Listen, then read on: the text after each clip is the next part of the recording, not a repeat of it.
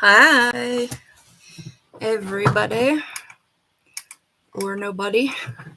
That's too blue, isn't it? I don't usually film in this room. I have some videos I filmed in here, and it's always a bit wider than I think. All right. So I found out how to share my screen on the chat or on the stream, which is I have to film from my laptop computer, which, if you've watched any other videos here, is a lot lower quality than filming from my phone. But it's not going to matter today because we're going to take the falconry exam and you're going to be watching that instead of me. So give me just a sec here. I streamed from my computer once before. That's how I knew it wasn't going to be as great.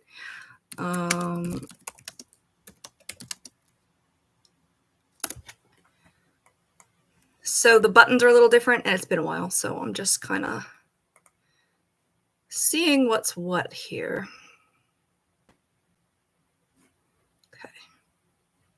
Trying to figure out like where the stats are, where the chat is, like stuff like that. There's a lot more options when you stream on your desktop, but it's kind of weird.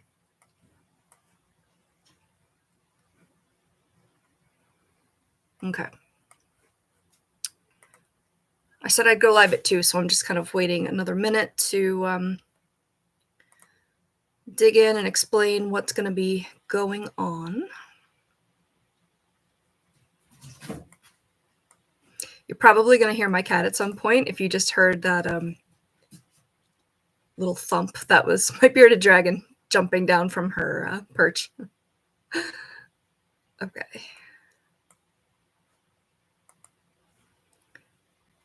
Okay. So hi, if anybody's here. Today I am going to dig into the Falconry Test.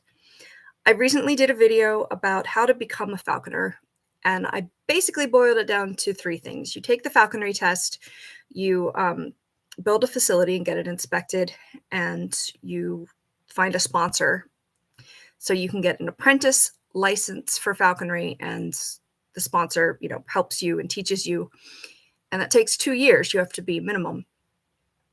But in that video, I promised that I was going to dig into to each part a little harder. And then when I went to film a video about the test, I wanted to take it again. I haven't studied for it. I recently read the rules and regulations for the how to be a falconer video, but I haven't studied. I haven't done anything. I haven't taken this in probably about 10 years. And it's a lot of weird, obscure things that can be questions on this. So I was like, okay, I'll take the test again, and that'll be fun to kind of see how much I remember. But then I realized there's no way you're going to believe that I'm taking it live or like taking it without any prep unless I do it live and I talk about it live. Like, you're going to think I'm cheating. Sorry if I'm shaking the camera. Like I said, I don't usually come down here. So the only way to show that I'm taking it in real time and not like pausing to look stuff up and not editing out my research is just to do it in a live stream. So that's what I'm going to do. And I have not studied, like I just said.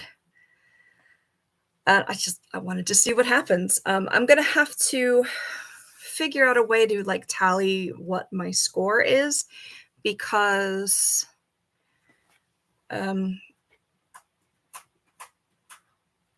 what are you doing? My bearded dragon is digging in the corner. This is not good. You better not have more eggs. She's so weird sometimes. What was I saying? Okay, so I started to look at it to try to film a video about this, and it was the question, the answer, and then at the end was a summary of why the answers are the answers. So I'm going to have to scroll down just enough that I don't see the answer when I answer these questions. And again, there's no way you're going to believe me that I'm not just looking at the answer unless I take it live. lot of reasons to do this live. So learned how to share the screen. Let me go ahead and share this window.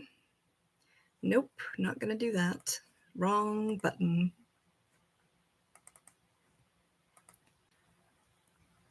Okay. So as you can now see, this is the New York State practice exam. You don't have to be in this state, or like, I'm not in this state. So spoiler alert, I'm got one state that I'm not in. I usually say, East Coast. And I'm purposely vague about it because there's not many falconers. Thanks, Dane. That's not really the focus of this, though. So unless you're interested in being a falconer, thank you for the compliment, but that's not what we're here for. Okay, so how am I going to figure? Maybe I'll just tally the ones that I get wrong. And then when we get to the end, I'll look at blank piece of paper. Okay, no books around me. And, you'll notice if I'm over looking at something. Let me pick a nice, reliable Sharpie to tally the ones that I am getting wrong. I'll put a little red mark on a blank piece of paper if I get it wrong. Hopefully it's not all the questions that I get wrong. So let me see. If you're just joining, it's Falconry Test time. I'm going to go ahead and take the New York one. I know there's a Utah one as well, but it looks like West Coast, or I know Utah isn't on the coast, but like Western U.S. falconry is kind of totally different rules. So I took this one to study for my test, which was at least 10 years ago, and we're going to take it again. Let's see how many people are here. Let me see. I might need this to be a little bigger, though. Let me see if I can squish this window. I can. Okay. Perfection. All right.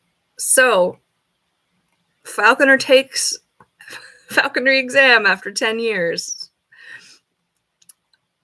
This was June 2013, the last time they posted it. I don't know if there's a new one. Things might be a little out of date. Like the governor, for example, I think. All right, this is what we're working with. General stuff, apprentice birds, other falconry birds, hunting and training techniques, care and maintenance, health. And this is where it may differ, is the rules and regulations. And this appendix should be the answers, I believe. All right. I'm going to try to scroll down just below the question. See, so, okay. It says, I'm not going to count the, how am I going to do this? I need to count the ones that I accidentally scrolled too far. I didn't look at the question, though, so let me just answer this one, and maybe this is a cheat one, okay? Hawks belonging to the genus Accipiter are also known as. I'm not going to read, like, an entire question or, like, all of the answers, because you can get sick of that in a minute. But Accipiter, I did say in my How to Be a Falconry video that you're going to have to know Latin terms. And Accipiter is one of the genii of hawks. They are like a Cooper's hawk, sharp-shinned hawk, goshawk. They are known as the short wings.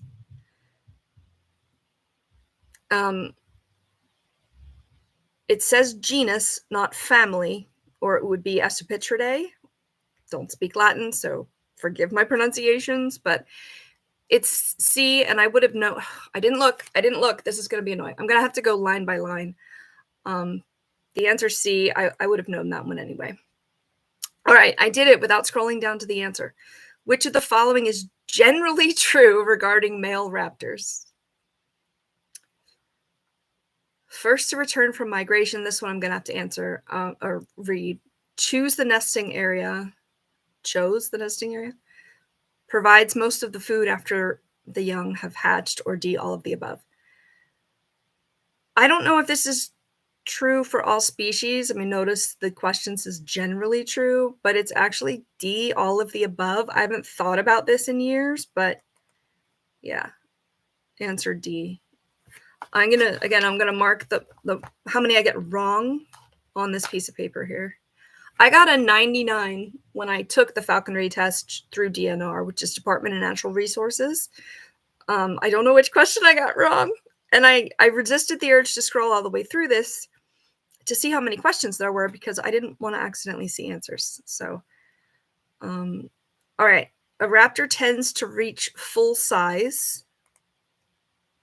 I'm not going to go any further just in case. 1 year when they leave the nest, 6 months, 5 years of age. So they're full size when they leave the nest, which is usually a lot less time than a year or 6 months.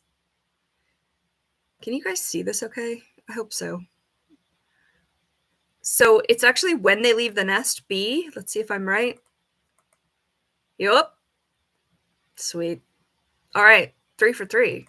Let's try to keep going without looking at the answer. Okay. Which species of raptor does not exhibit sexual dimorphism? Sexual dimorphism means that male and females look different. The answer to this should be A, kestrel. Wait.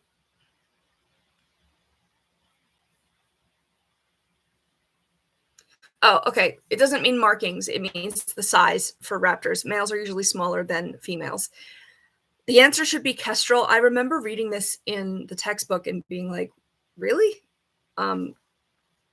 Because males are usually smaller, but it should be A according to the material. D. Got one wrong. Why? I guess 13, is that when I took it? Maybe they updated it after I took it. That would be good because I'd like to take an updated one. Which species of raptor does not exhibit? Maybe kestrels are the same size but different markings? I must have misremembered the material. Red-tailed hawks are different sizes. Peregrines are kestrel, but I was wrong. Okay. Let's go down to question 5, which is on the next page. A relaxed hawk is likely to preen, raise and tuck one foot, rouse, or all of the above. Falconry has a ton of weird vocabulary words. You may have heard of preening, which is when they're kind of like using their beak to comb through and arrange their feathers. Rouse is when they kind of do a little breakdance. They fluff up and they shake, and it kind of gets their feathers into a different position, and it also is just something they do when they're happy. So I have a list. I have, a playlist of videos for falconry words that explains what these are. I do have preen and rouse on there, and the answer here, I'm going to say D. I'm pretty confident about that. D, yes. So they can do all of those things when they're relaxed. It doesn't have to be that way, but it's a good sign. Okay. Does not describe a portion of a raptor's wing. There should be a apostrophe here, but whatever. All right. Coverts, I couldn't tell you where they're located, but they are a type of feathers. Alula is this one little feather that sticks out weird right on the bend of their wings. So is it to their wrist? Sear is the top of their beak, and second feather. So does not describe a portion of a raptor wing would be C, sear. I have a sear video in the falconry words, by the way. See, I got it right. I got it right. That's a hard one. I haven't thought about feather names in a while. Which of the following terms does not fit with the others? I'm sorry that it's like, could I bring the bottom up a little bit? No, it wouldn't matter, would it? Yeah, that's not going to work. Hold on.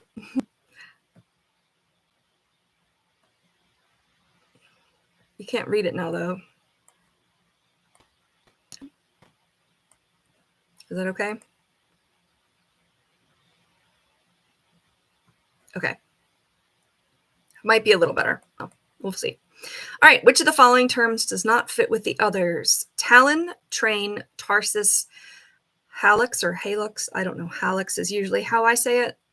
Talon, obviously, part of their feet. Tarsus is a name for one of their toes. Hallux is a name for their back toe. Train has to do with feathers. So the answer is B, train. Yes. All right, got 6 out of 7 so far. All right, let's see if I can get up to this question without the answer. Whew, that's probably close. Which factor is most important in determining what raptor any falconer should fly? Appropriateness of raptor housing. That doesn't... Most important. Availability of prey suitable for the raptor. Proximity to other falconers flying. Okay. Availability of prey suitable for that raptor. I don't know many places in the US that wouldn't have like ducks or rabbits, but like, I guess if you don't have access to a place where you could hunt them, I'm going to say B here. Yes. Okay. That was tricky because it's like the most important. Okay. The term passage, imprint, and chamber, falconry words. I don't have one on those yet, but it describes the legal status, the nature of the muse area, how the raptor was raised, or none of the above. Passage means that you've had a bird from the wild. You've gotten a bird from the wild in their first year. I'm going to be stumbling on my words a little bit for this, guys, so just, pardon my ums and ers and everything else. Imprint is a bird raised in captivity that's never been in the wild. Chamber, I think, is just like the room that they're in. So it's C for this one. Yes. Got it.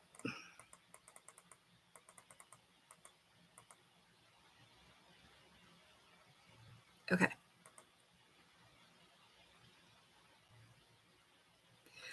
This is tricky. All raptors includes species of the order or orders. So let me see if I can say it. Kingdom, phylum, class, order. No, family. No, hold on. I got to write it out.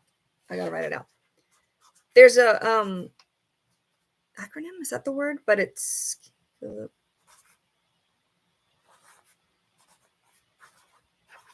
Okay. I'll say the PG rated version. King Philip came over for good spaghetti. Kingdom, phylum, class, order, family, genus, species. You don't have to know all of those. It's helpful. I probably couldn't get above order. I don't know. But this is order, then family, then genus, then species. So it's going to end in forms or formies. Strigiforms are owls. Falconiforms are all raptors. Because it's up high enough that it's not like Buteo, Accipiter. I think that's the name of the order. Accipitridae is a family because it has day on the end, the AE. I'm going to go with D because obviously it includes owls, and Falconiforms is the only other order. So I'm going to go with D. That's really tricky. D. Oh, there's a little ditty here. The term raptor includes all hawks and owls. Accipitridae is the largest family of hawks and eagles within the order Falconiforms, but it's not an order. Okay, so I was right. If you can't read that, I'm sorry. Move it over a little bit more, but it'll be scrolling up. So, all right, 11. Again, I'm going to nervously try not to see the answer. Okay. Desertion of the nest by adult raptors is most likely to occur just prior to egg laying, during late incubation, during hatching, or just prior to fledgling. I believe this is referring to like when they're building it. So it would be just prior to egg laying. Because if they don't feel safe laying the eggs in the nest they just built, they won't. So late incubation means they're abandoning their babies. Hatching means they're abandoning their babies. Just prior to fledgling, they're also abandoning their babies. Now, could it happen? Yes. Weirder things have happened, but I'm going to go with A. Yes. Okay. Once the eggs are laid, most raptors, though not all, are likely to stick with their clutch, which is another falconry word, despite disturbances. Okay. I don't have to look at the answers for this one. True or false? If the first clutch of eggs is destroyed soon after being laid, many hawks and falcons will lay a second clutch. I want to say true. Yes, okay. I mean, there were only two options here. Oh, good, but it explains it. This system was called double clutching.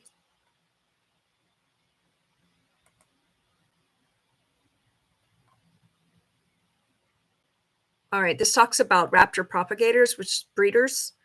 Maybe I should make falconry words about that. I'm gonna write that down too. How do you spell it? Propagating. That's a whole other license. Okay. Okay. 13. Lucky 13.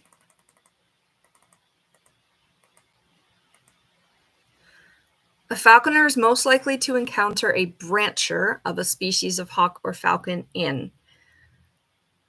It would be a month after they fledge, basically. So once they are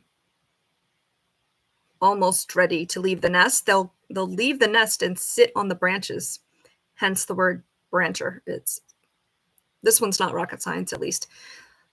So they lay in the spring, and I think most incubation periods are 2 or 3 months, but don't take that as fact. It's not that long. So I'm going to go with C, June, because that means they would have laid their eggs in the spring. We're in the northern hemisphere. October would be a late nest because they would have laid it in the summer. So let's go with C. Yes. Here's some more falconry words for you. A brancher is a young hawk that has left the nest or eyrie.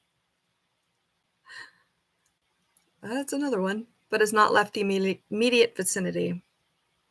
And this is the New York test, so it's talking about when they typically breed. All right, 12 out of 13 I got so far. Let me try to get not the answer. Okay. There's an observed trend of young avian predators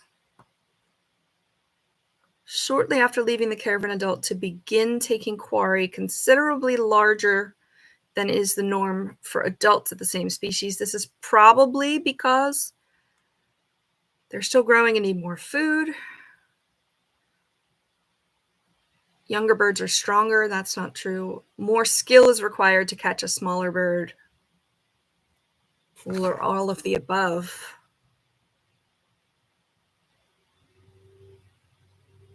I don't know that they need more food.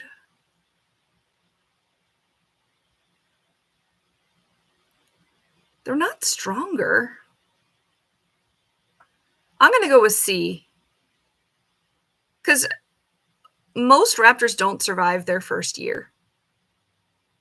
Because they're not good at anything yet.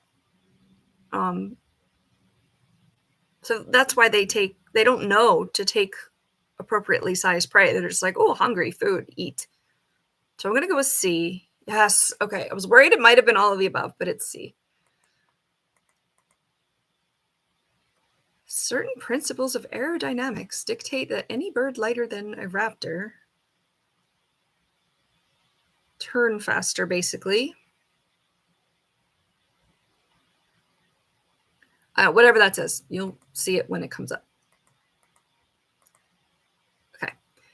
The bird is most likely to breed naturally in captivity Oh, the bird most likely to breed naturally in captivity is. Oh gosh.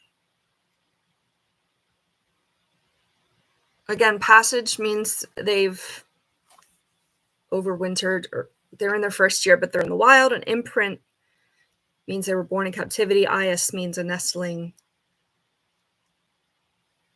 A raptor parent raised Eyas. I'm going to go with C. Because to breed naturally in captivity, if they're imprinted, they have issues knowing they're a bird. If they're a passage bird, they're more wild. So I'm going to go with C instead of all of the above here. Got it. Ugh. Raptor-raised irises are the most successful captive breeders. Okay, so I mean, an imprint occurs if you take the baby from the parents. I mean, obviously the parents are still laying the eggs regardless of whether they're raised by birds or not. But yeah, they learn a lot from their parents, so that makes sense. Okay. It's near the bottom. I'm sorry, because I'm trying not to show the answers because they're right below the question, and that would be cheating. Male and female hawks can be determined in most species by, it's not faster speed, and the females are larger, so this is C, the larger size of the females. Again, it says most species. It's a little tricky. You really got to read the question. C, okay. The coloration of the sexes is similar. Speeds probably don't differ between the sexes. Yeah, well, males of some species are 1/3 smaller than the females. They're called tiercels or tercels. It stems from the 1/3 ratio, that word. All right, here we go back with Latin. Falconiforms, it doesn't have the E. Falconiforms in immature plumage appear to be smaller than adults, larger than adults, the same size, larger or smaller than the adults, depending on how well they were fed. Immature plumage appear to be, I'm going to go with B, larger. I haven't really observed this firsthand. It's probably more obvious for breeders, but I've seemed to remember from the material that they appear larger. Oh, got it. Okay. Yeah, juvenile flight feathers tend to be longer than the adult feathers to compensate for the less developed muscles. So birds lose their feathers when they molt, and for raptors, they molt once a year. So the juvies, they grow up with whatever they're born with, and growing from the nest, and then the next year they would molt and have adult feathers. Holy crap. Buteo, parabuteo, and accipiter. These are all types of hawks. Molting of the primary wing feathers. Oh my gosh, I'm going to get this wrong. Starts with the innermost primary. Primary is like the flight feathers. They have all kinds of different feathers. Starts with the innermost and proceeds in sequence to the outer.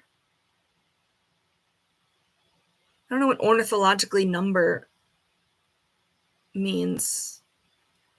I guess it's saying they have 10 primary feathers. Starts with the number 10 and proceeds inwards. Start with 4 and proceeds in both. Proceeds in a regular fashion, but is the same sequence on each wing. All right. When Charlie's, it's not her, are they primary when they're her tail feathers? I think they're just known as tail feathers. Her tail feathers tend to come out in the middle. And then she loses more as she grows the new ones in. So from the middle to the outside. And I'm thinking that the wing feathers do the same thing, the closest to the body first, and then they go out. So I'm going to go with A, but I feel like any of these could happen. I'm going to go with A. Got it. Whoa, I was worried about that one. correct answer for the genus Falco would be C. Ornithologically, I don't remember this question at all when I took it.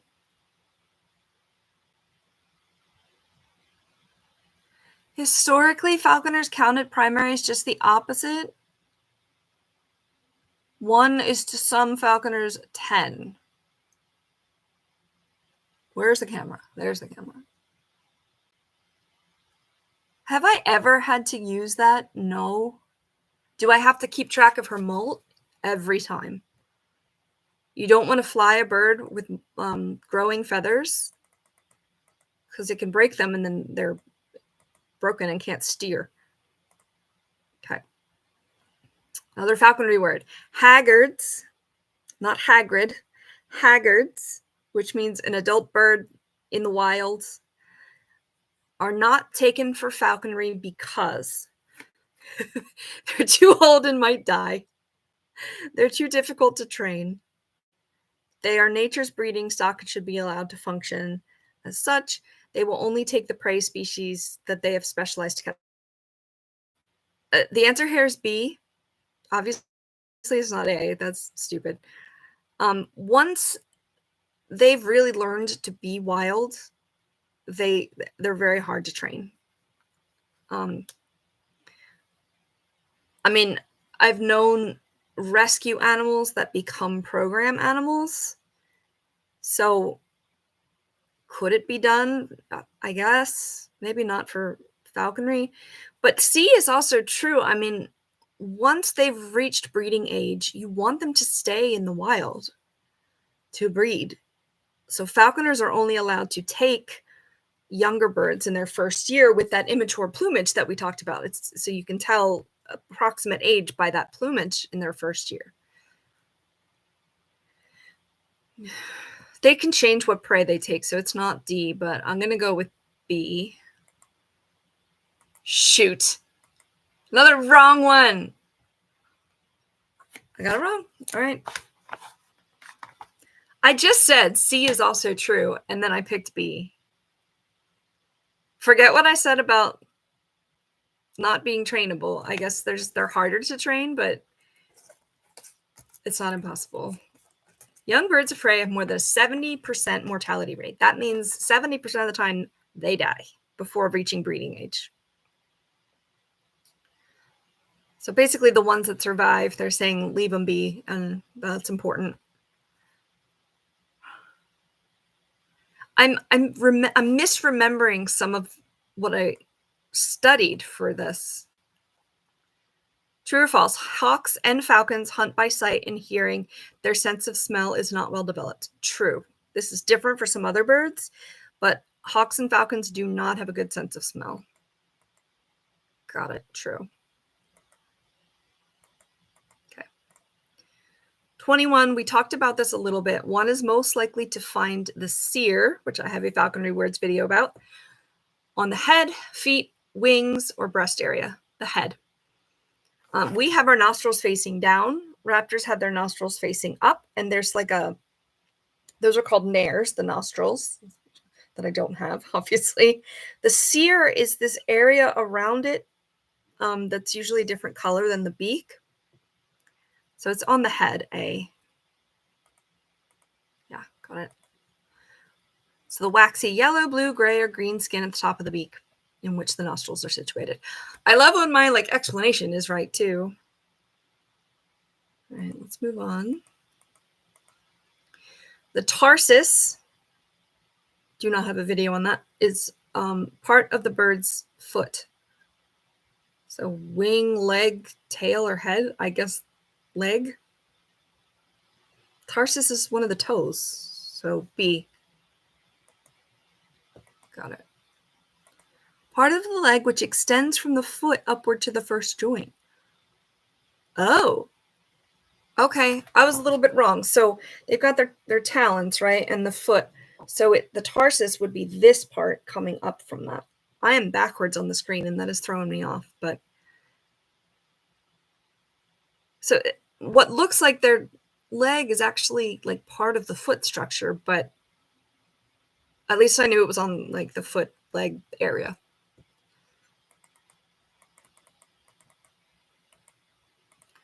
A bird's train is its tail. D. Weird words for everything. Just call it a tail. I've never called it its train, but technically that's what it is. So D. Yeah, D. The train is the tail. Thank you. I don't know why they didn't have this explanation for some of the first questions, but that's okay. Deck feathers are, before I even look at the answers, deck feathers are the middle two tail feathers. They like give the most balance. They'll hit the ground the most and kind of need to be strong and intact. Central part of the tail feathers. So many falconry words here. I'm going to go with A. Yes. Okay.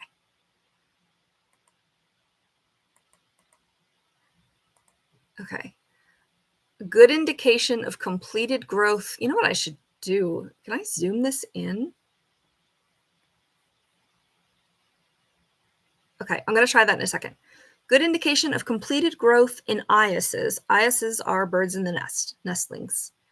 Is when the bird is, oh crap, full summed.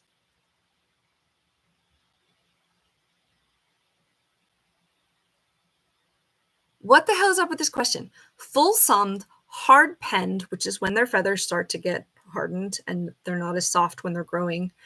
Both A and B, B but not A. I don't know if I just heard a knock or not, but I'm live streaming.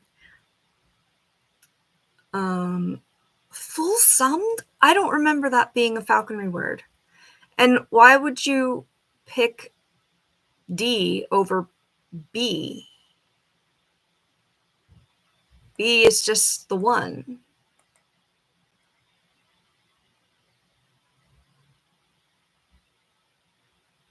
I'm going to go with B. Aren't B and D the same? Oh no, I'm going to get this one wrong. I'm going to go with B. C? Please have an explanation. Hard penned and full summed are synonymous. They mean that the blood has withdrawn from the... I thought there was a blood supply to the feathers at all times. Oh my gosh. All right, let me see if I can zoom this in a little bit. If I lose it, I'm going to be upset, but let me see. Okay, I can. Then what happens if I do that? It doesn't show the whole thing. Hold on, let me see. Is that better? That's better. Okay, hopefully this will go away. I don't remember full summed at all, so I got 25 wrong. I'm going to mark another, so that's 3 wrong. Gosh, I hope I pass this. I really hope I pass this. This is embarrassing if I don't. But hey, I put myself up to it. I'm not going to lose my license if I get this wrong, but it means I need to go back and read. Which I've been meaning to do anyway, honestly. Okay, so it says they're the same thing. I learned something today.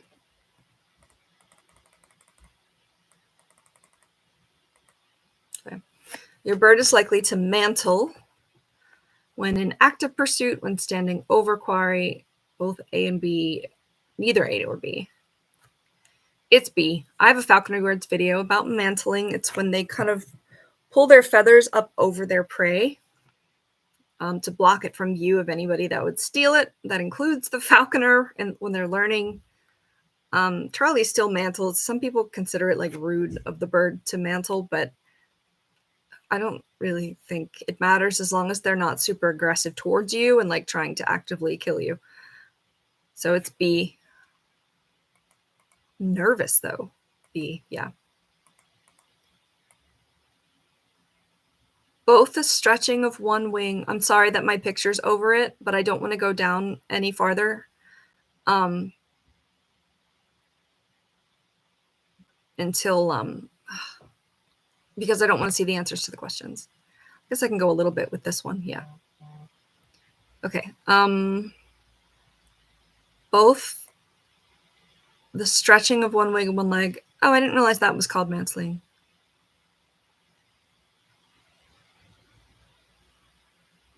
Okay. Interesting. A bird that is very comfortable with its surroundings and has a full crop is likely to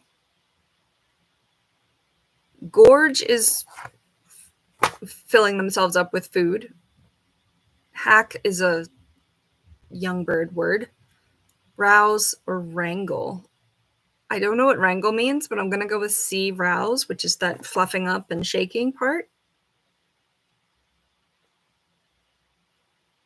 Yeah, because they're comfortable when they're fed up. So rouse, C. Okay. All the feathers are slowly erected. The bird shakes itself, and then they slowly settle into place. Oh, here we go. Wrangle pertains to small stones given orally to a hawk. I don't know how you would get them to eat stones unless it's like in their food, but some birds will eat stones to like kind of clear out their crop is what I understand, but I forgot that it was called wrangle. Interesting. I still got it right, but yeah. A bird is likely to preen both following a bath and when it is content. So both A and B, which is C. Yes. Preening is when they're kind of combing through their feathers with their beak.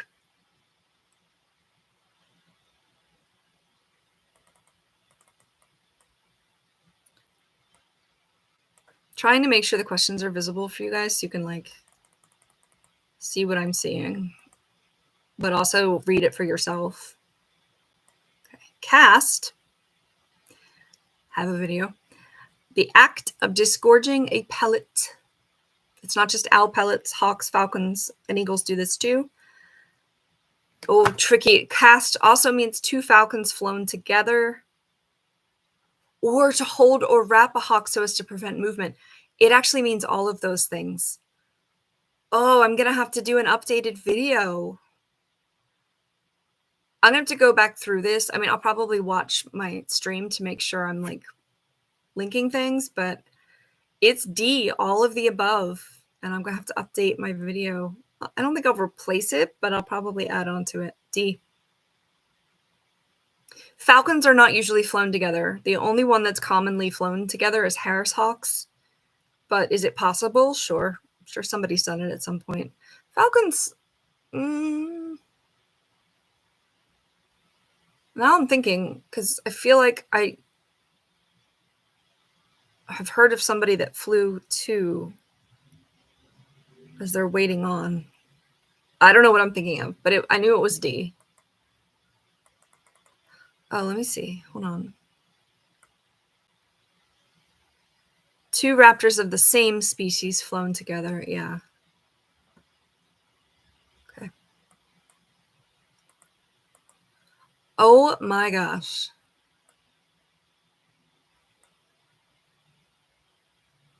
Oh my gosh, this question. The medieval falconer was most likely to enseam his or her bird.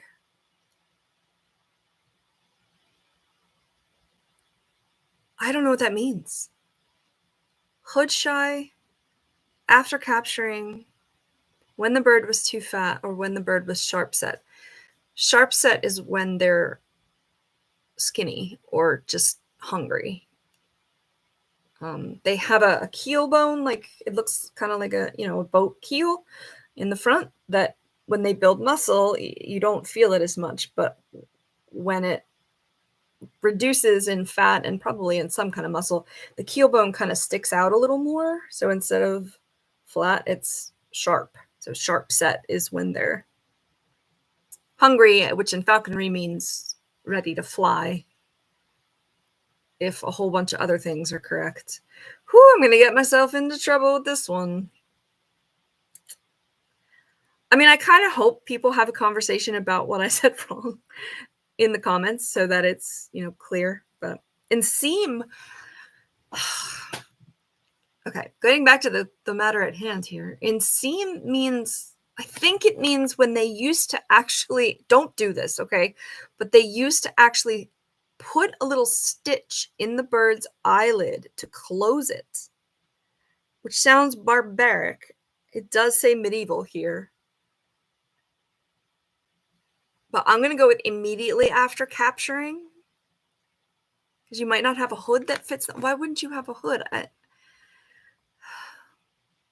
B. Oh, C. Okay, I got the definition wrong. That's what happened. All right, another one wrong. Ooh.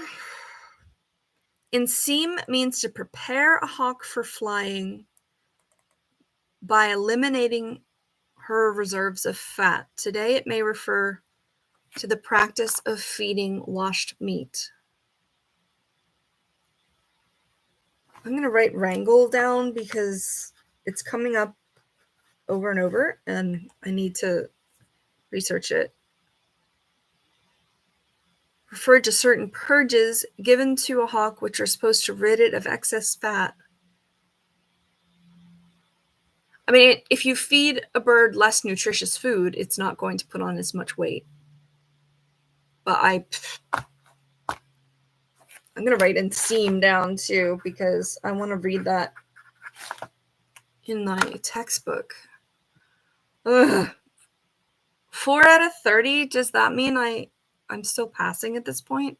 I'm going to pull up the calculator on my computer.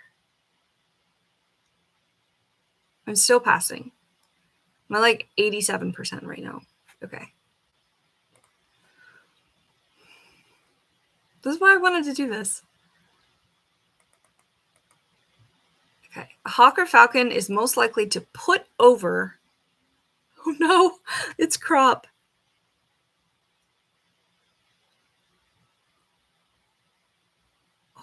When entering a stoop, which is when falcons fly up high and then they dive down, entered on new quarry just before eating or just after eating?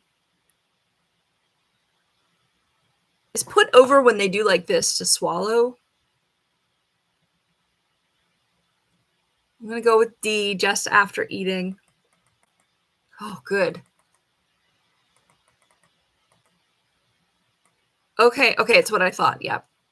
To put over a crop is the action of when, by movements of the neck and shoulders, it forces food from the crop into the stomach. Crop I have a video on. It's basically a pouch where they like kind of store their food so they can eat it quickly and get off the ground so that they stay safe.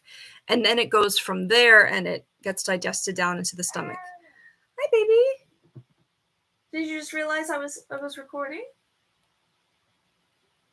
He's going to be a little bit loud right now, and then he'll settle down again. All right, can I finish reading the thing? When all the food in the crop has been moved into the stomach. I believe that birds don't have peristalsis, at least in the top of their, like from, I don't know if it's from the crop to the stomach or what, but that like we have in our esophagus the ability to like move food down. They have to physically move it down, so they end up like swallowing like this, and you can see them kind of moving it down. So that's what put over means. And then it's put away. I know, baby. Put over. I'm writing cast down too because that's something I want to address. All right, but I got it right.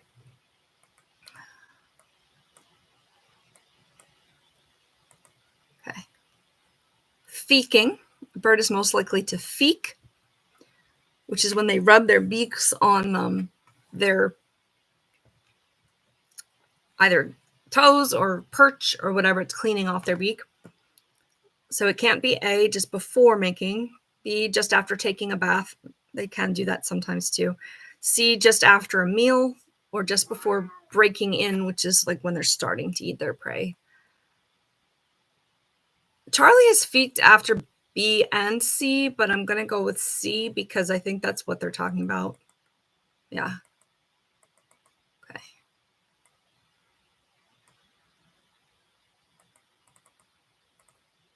Oh. Damn it. Okay. I kind of saw the answer, but I'm going to be honest about 33 here. True or false, the term Austringer, I don't know how to say that, and I never have, refers to one who normally flies passage falcons rather than ISs. ISs are a nestling. They're not flying anywhere. And an Austringer, tell me which one it is. I hear you. Do you want more food? Give me a second. It refers to someone who flies short wing hawks, so accipiters. So I'm going to say false. I kind of saw the answer already, but I would have known that one. False. I'm going to just scroll this up for a second so you can... Holy crap. Did you hear that? I think a bird just flew into my window. Right? The cat needs attention too. Just wait for 1 second here. What just hit my window? If it was a bird, I'm going to have to like go get it if it's injured. Holy crap. We've got stickers on our windows too. Hold on a minute. Hi, honey. What do you need? What do you need? All right, let me just type in went to feed cat in case somebody comes in here and sees me not here. I will be right back. Come here, baby. You want to eat? You want to eat? Come here.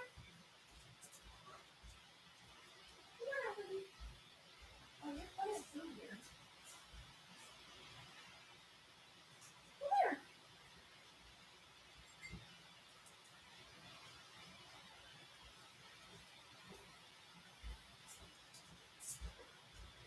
You want me to just pick you up? I'll just pick you up. Okay. Okay.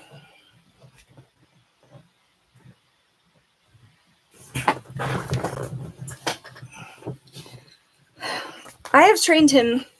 This is Xavier. He's my 15-year-old Siamese lovely boy. You're kind of stinky right now, though. Did you fart on me? He's trained to do many things, but being quiet while I'm live streaming is not one of them. The only thing I've been able to do to quiet him down is to like hold him, and then when he wants to get down, he stops bugging me. Tell me you did not just get like poop on me. I have cat hair all over me. Oh goodness. Okay.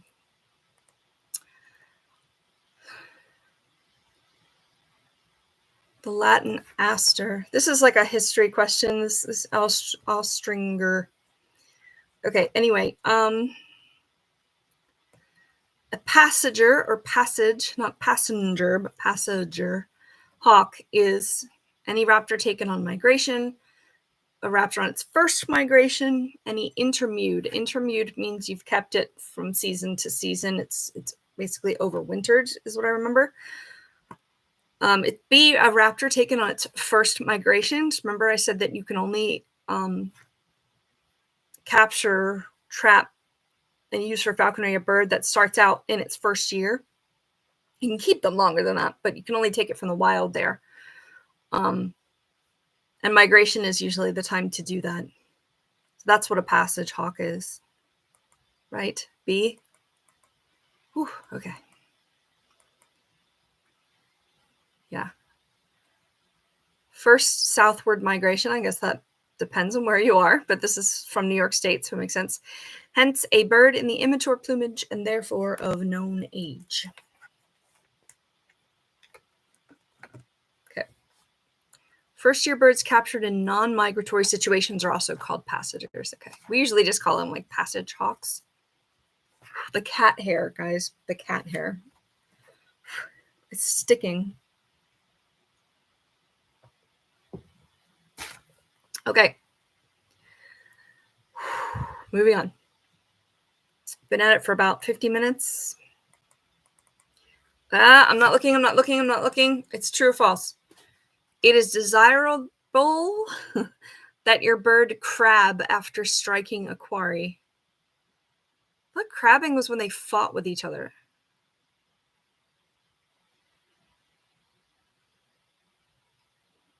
I'm gonna go with false. I thought it meant fighting with each other. Good, okay. Oh, crabbing is a clash or fight between falcons or hawks. Oh, sometimes on the ground over quarry. That kind of makes sense. That it's, yeah, you don't want them to fight. So I did get that one right. Okay. You can see that clearly up there. I just Googled New York State Falconry exam and this came up, but feel free to like pause for each question as well. The word strike used by a falconer means it should be when they hit their prey, the instant of contact between raptor and quarry or lure, loosening of the braces or removing the hood. It's both A and B. Hoods have two sets of strings, ribbons, and like if you pull two, it opens it and you can take the hood off the bird. If you pull the other ones, it closes it just enough so that it's not choking them. They have a lot of feathers around their I guess it would be trachea if you're trying to talking about choking. Anyway, it tightens it just enough so that it'll stay on. Which means you have to have a hood that's fitted to your bird, but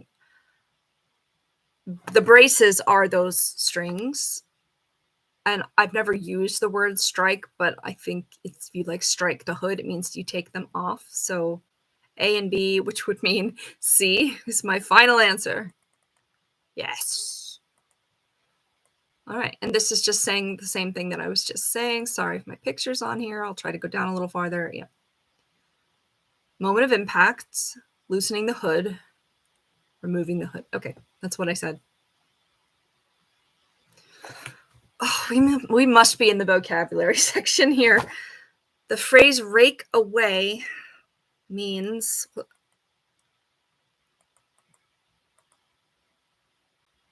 to abandon the flight and careen away. I think it's that. It's not B. It's not C. It's moving away from something. I think it's A. Yes. I get so excited about every question because I'm like, I swear I know what I'm doing. I'm going to be careful with the next one. Okay. I want you to be able to see the rake away answer, though.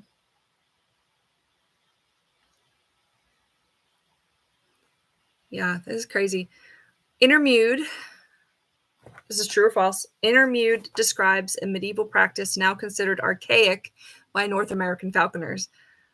Intermewed is when you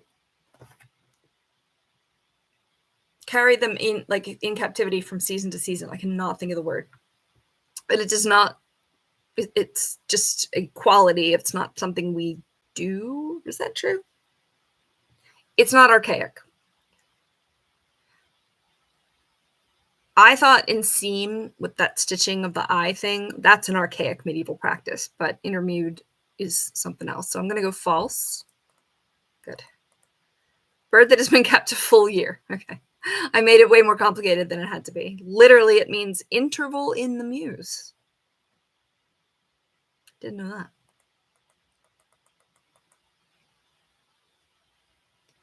Summer period of inactivity. Yeah. So over the period between hunting seasons. Okay. Molted in captivity. Okay. I'm going to make a video on that and use this to help me explain it because that's a pretty good, precise explanation. Nobody has been coming into the video for a while. Let me make sure I'm live still. Yeah, it says live. Okay. We had a bunch of people here in the beginning and then they kind of left. Let me just make sure that I've got, yeah, that it looks okay. It does. All right. Oh my goodness. Drinking water is also known as... See, when you don't use these, you don't think about them. Yarrick is a state of like, I'm going to kill all the things that they can get into. I don't know what warbling is. I don't think it's a falconry word. I think bowsing is the answer. Carrying is when they're carrying their prey off and you don't want them to carry. So I'm going to go with B. Yes, okay. Whew.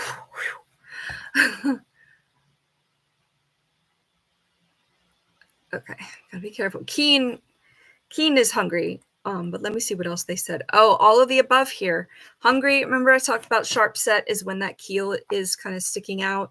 Ready to kill. Yeah, I mean, they're keen to the prey, so it's D.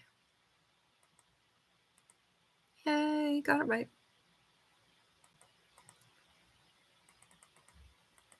Okay. A slip. A chance at quarry, release of a short wing. Those are accipiters. After quarry, the flight of a short wing after quarry.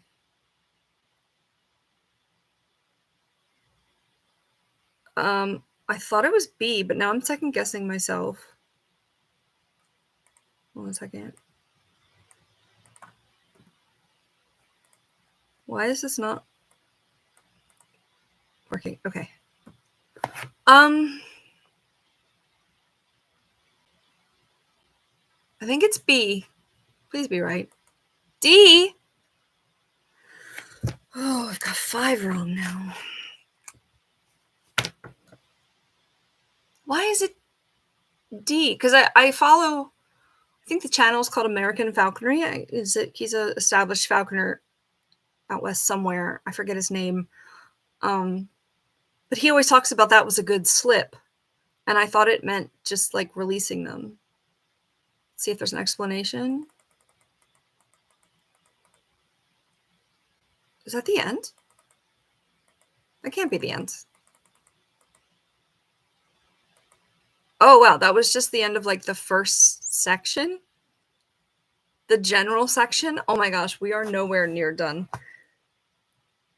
You all are going to have to watch this in parts because that was, what, 40 questions and it's like an hour.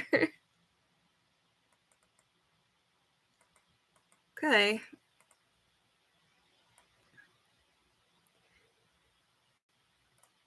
The falcon in which sexual dimorphism is found in both plumage and pattern?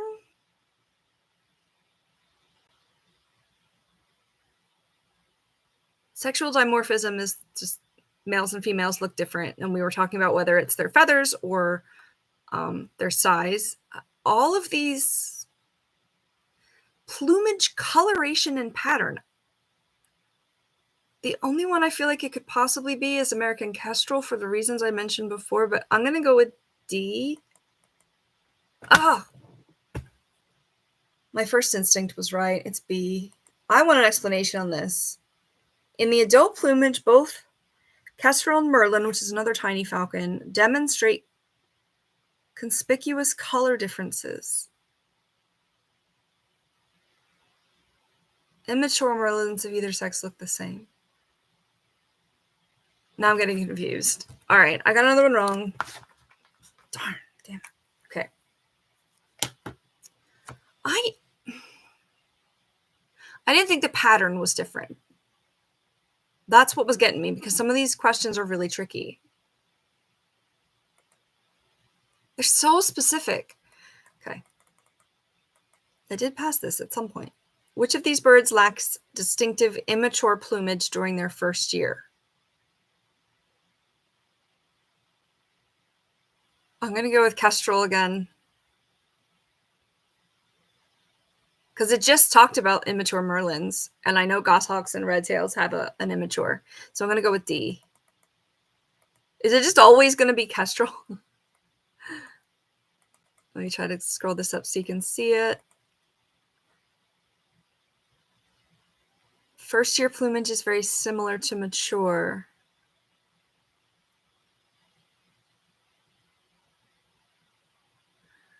Whoa.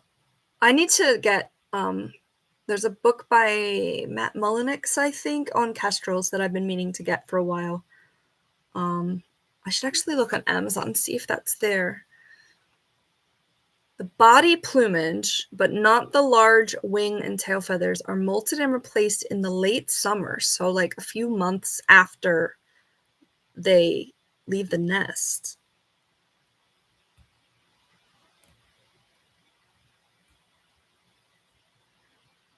I got it right though, right? Yeah, I got that one right. All right. Oh, they renumbered them.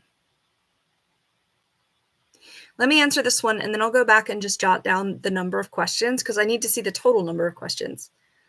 True or false, American kestrel is closely related to the Eurasian sparrowhawk. Yes, true.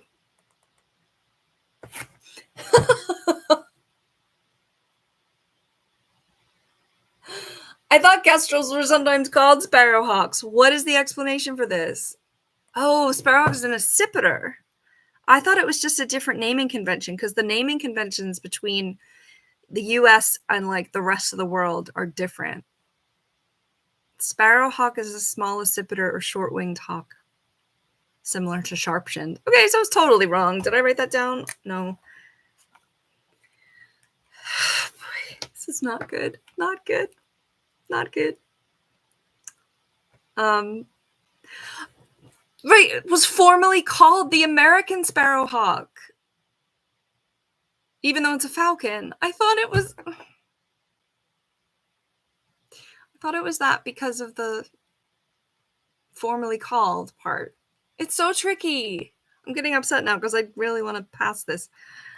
All right, how many were in this one? 41. So section 1.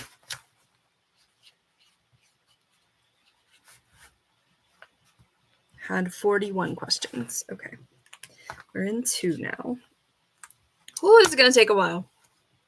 All right, I don't want to go too fast because I don't want to see the answer of number 4. Try not to read you it word for word, so like I'm going to have to go back and read it more.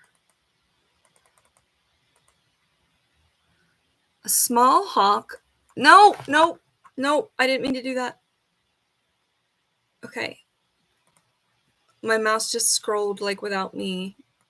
Okay. Small hawk alights nearby and immediately pumps its tail up and down several times. The tail pumping is a good idea for... I know kestrels do it. Do sharpshins do it? I don't think so. Harriers hover, but I don't think they tail pump. I'm going to go with B. American kestrel has been the answer to like how many questions now? Like 10 questions. B? Yes. Okay. Okay.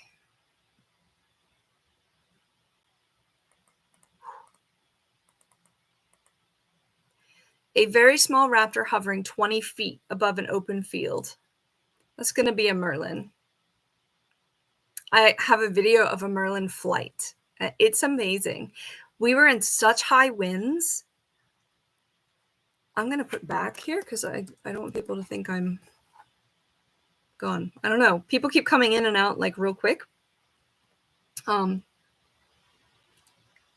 yeah, kestrels are one of the only ones that hover. Harriers hover is what? Wait a minute.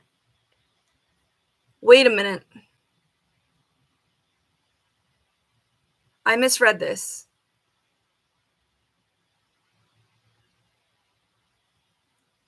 The answer is going to be kestrel again for this. The merlin was hovering too a little bit. But kestrels are known for their hovering. I mean, it just says it up here. Hovering at the classic field identification kestrel. Again, I'm just going to pick kestrel every time it's a kestrel on here. B. Good. Okay.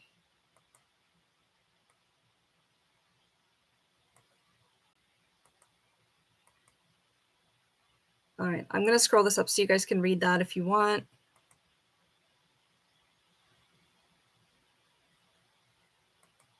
You may have to pause. I'm sorry, but you'll at least be able to read it. Should I just say this is American kestrel again until, like, before I read the question?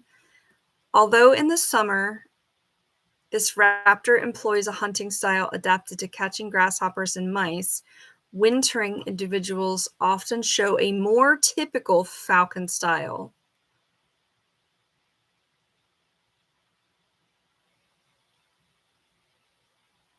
Small birds would be kestrel or sharpshins.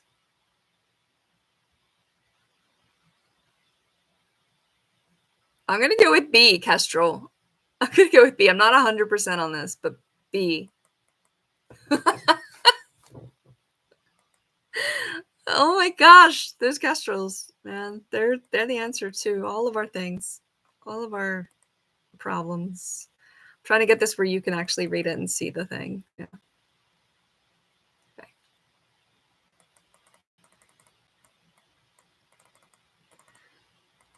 The species that is most sensitive to weight.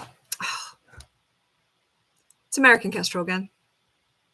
Most sensitive to weight fluctuations. I'm covering the answer that's just peeking up there, but the smallest birds are the most sensitive to weight fluctuations. They could get way too thin very quickly. So it's going to be D again, American kestrel. Yeah. Fast metabolism. Yeah. They need to really be kept inside your house. That's a muse. Their muse would be inside the house, from what I understand. I need to read that book thoroughly. The Webster and Beebe textbook, which will be linked below, and I talk about in my Becoming a Falconer video, is one of the biggest textbooks, and it has stuff about all of these things, but I'd like to read a more specialized book. All right, I'm not going to scroll down anymore. True or false, it is a good idea to have an American kestrel wedded to the lure prior to flying it free? Is this a trick question? Isn't this always a good thing? I'm going to go true. Thank goodness. I've never heard it wed to a lure unless, well, not since I took this for the first time 10 years ago, but good for conditioning and recovery. That should be for any bird, shouldn't it? Okay, this should focus in on red tails in a few minutes here, because this is Apprentice birds, which is normally a red tail or a kestrel. I think out west they may have just opened that up, the species like allowance. Here you can also get a red-shouldered hawk, but I've never known anybody to hunt with a red-shouldered hawk. I was going to say fly, but same thing. Okay, anyway, when caring for an American kestrel, the falconer must be particularly attentive to all of these things: weight management, other avian predators, injuries due to baiting. Baiting is when they like fly off your glove suddenly or fly off their perch. And with kestrels, they're so itty bitty. They're like about 100 grams, which I know we usually weigh in ounces and pounds in the US, but they're little. Charlie is between 12 and 1,300 grams. Kestrels are around 100. So if their equipment is too heavy and they bait, they can hurt themselves. So it should be D, all of the above. Yes. All falconry birds are vulnerable to other avian predators. Can you read that? Other birds are really hungry. They're going to go down after her. She's so derpy, she'd probably just be like, hey, don't take my prey, if she ever catches something. She did when she got loose.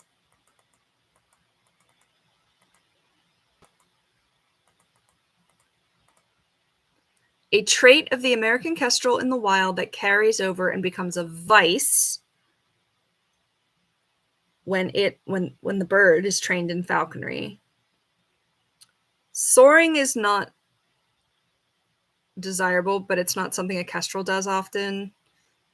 Warbling, I still don't know what they mean in reference to falconry. Bowsing is drinking waters, we already learned. And carrying is when they take prey away somewhere else instead of taking it to the ground. That's a vice. So D. Yes. Can be overcome with consistent training. Okay, I'm going to try to scroll up so you can read it without getting the answer. Aw. Puffin is on her. Puffin is my bearded dragon. She's on her little bed area like this. It's so cute. I have my phone here. I'm going to take a picture. I'm not going to be able to put it on YouTube, obviously. Oh, her glass is dirty, but she's so cute right now. I love my critters. We're back to 6 from 7. Toothless finally got back to his owner. He was easy to take care of, but we were just babysitting him. All right, traditional falconry equipment items not routinely used with American kestrels include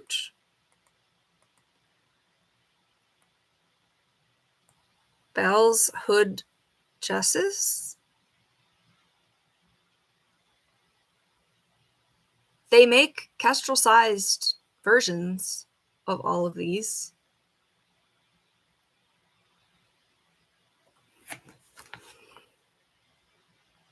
Traditional jesses, is that part of a trick question? See, I learned about this stuff when I took the test, but I've been flying with a red tail since then, so the kestrel stuff is not as sharp in my mind.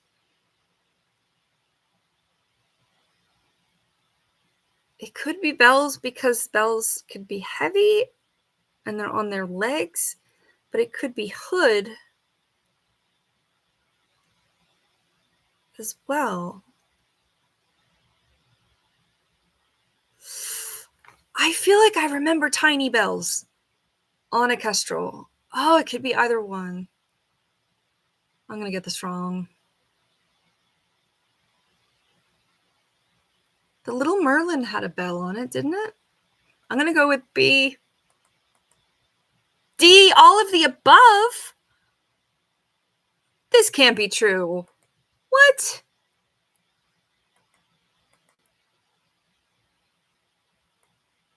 All right, let me mark it before I forget.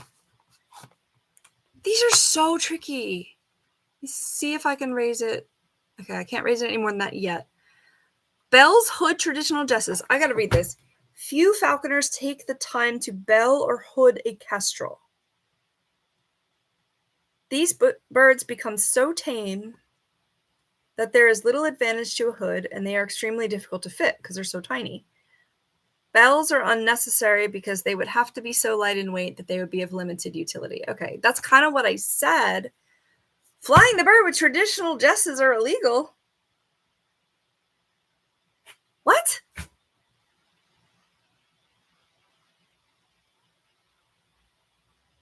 Do they mean like anklets that don't come off?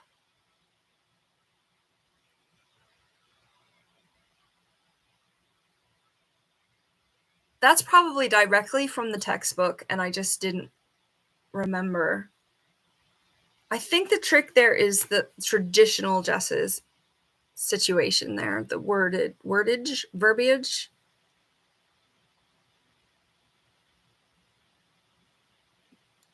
I was going to explain a little more about that, but because I got this one wrong, I'm just going to answer the next one and then scroll up so you can read the whole thing. True or false, in the wild, finally red-tailed hawk stuff. A red-tailed hawk will take neither game birds nor passerines. Passerines are perching birds. I'm going to say true, but it false in the wild. They could take them. Oh no, I don't want to get another one wrong. In the wild, they won't take. I'm going to say false. False. Whew. All right, now you can see this kestrel one here. Let me get the explanation of the red tail thing. In periods when the normal food supply of rabbits and rodents becomes scarce, it becomes a surprisingly competent bird hawk. Okay. Yeah. In the western desert, red-tailed hawks live as much on rattlesnakes and other reptiles as they do rodents. That's interesting. My focus has been on eastern prey and red tails. But I got it right.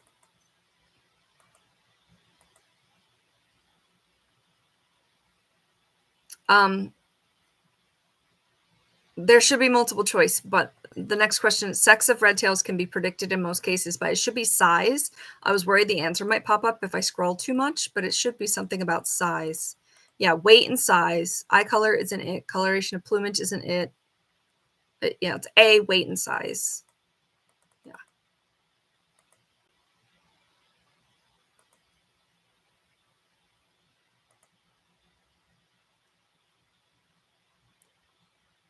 What does this mean?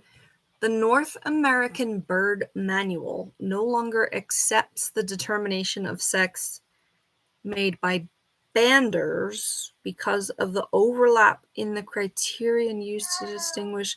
Yeah, I don't know either, kitty. My baby. The males follow well the concept of the term tiercel. I mentioned that earlier.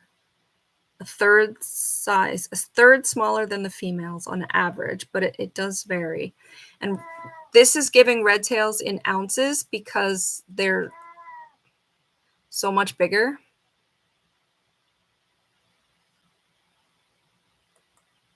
Than the kestrels. The kestrels are basically weighed in grams. I weigh Charlie in grams too because it's more precise, but ounces is fine. You need something? Can you go lay down? No, you can't. Okay. He's going to keep meowing. I'll figure out what to do. True or false? There is no sexual dimorphism in the red-tailed hawk. Well, they just told us that, yes, they're a third size, so this is false. Females, let's see if I can get this up where you can read it. Larger, more powerful thighs and feet, broader and larger heads, wide wings. I've worked with males and females. I didn't necessarily notice the stuff in the first sentence, but behavior males are somewhat more spirited, but also more temperamental. I would agree with that. Oh my goodness. Stop. Go away. Go away. I think that's the only way I'm going to be able to teach him not to do it, is to kind of push him away. Not forcefully, but just a little bit. Okay. True or false? Red-tailed hawks only nest in trees. Because that's such a specific answer, it doesn't give any of the might nest in trees or mainly nest in trees. I'm going to say false, even though I don't know of any I don't know of any other nest sites, but I'm going to say false because of the nature of the question. Okay, false. I got it right. Okay, and in the West, they sometimes choose cliffs. Sometimes nest in tall saguaro cacti. Interesting. On the ledges of tall buildings in major urban areas, such as New York City. Interesting.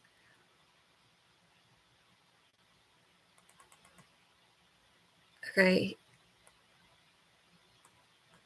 In New York State, red-tailed hawks will lay their eggs in. Let's see if we can get all the answers in here. Oh, come on. This varies.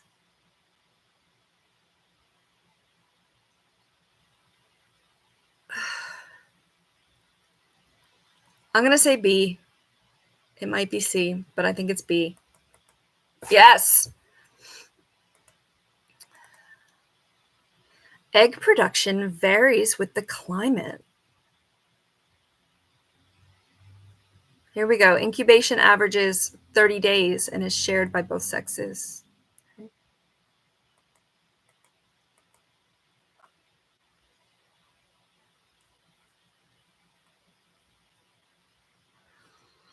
This next question is, when their nest tree is climbed by a human, red-tailed hawks usually attack, disappear, cry, or sit and stay. They don't desert the nest if there's human contact. That's a myth. Remember, these birds don't even have a good sense of smell, so they're not going to smell the human on their babies. Utter vocal cries from a distance. They don't stay on the nest. It's not D and it's not B. Birds in general usually kind of fly at an intruder of any kind. But I feel like red tails would also just kind of stay away and like cry about it.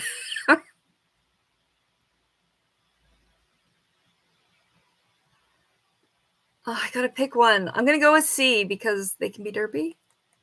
Yes! Let's see what their explanation is, because I guarantee it's not derpiness. Eastern red tails almost never attack an intruder at the nest. Western are sometimes more aggressive. Interesting. Boy, whew, this is stressful. Oh my gosh. In the wild, red-tailed hawks generally fledge how many young? So they raise how many young? It varies. I'm gonna say 2 or 3. Generally fledged. I'm gonna go with B. Woohoo! 2 are successfully fledged. Interesting. So they might lay more eggs, but only 2 of them are successfully raised to fledgling. I'm utilizing information that I've developed over the years to make an educated guess at some of these, even though they're not specifically fresh in my mind. So that's good that I'm still getting most of them right. It's going to be a lot of questions on this. The red-tailed eyas generally leaves the nest for the first time. It should be 30 days because that's what it said earlier. 4 weeks, 6 weeks. 4 weeks, I'm going to say. I wouldn't have known this if it hadn't told us earlier. I would have known this back when I was taking the test, but I'm going to say B. C! Oh, it said incubation was a month. I got it wrong. All right. So incubation is a month, but leave the nest at 45 days. So that leaves 15 days that they're growing? I don't know. I didn't know that one. During fall migration, the best place to trap a passage red-tailed hawk in New York with a bow net or mist net, which I'm not going to explain. Holy... A ridge running from northeast to southwest. A ridge running from east to west. An agricultural valley with interlocking field of forest. D on the beach. It's not D. Oh, gosh. They don't migrate from east to west. They migrate north-ish to south-ish. They don't care if it's an agricultural valley, although field and forest lines might be useful. But I'm going to say A. Whew. Migrating hawks. Let's see if I can go down and show this to you. Ooh, it's pushing it. Migrating hawks tend to ride the updraft southward from ridge to ridge. Okay. Well, that's very specific there.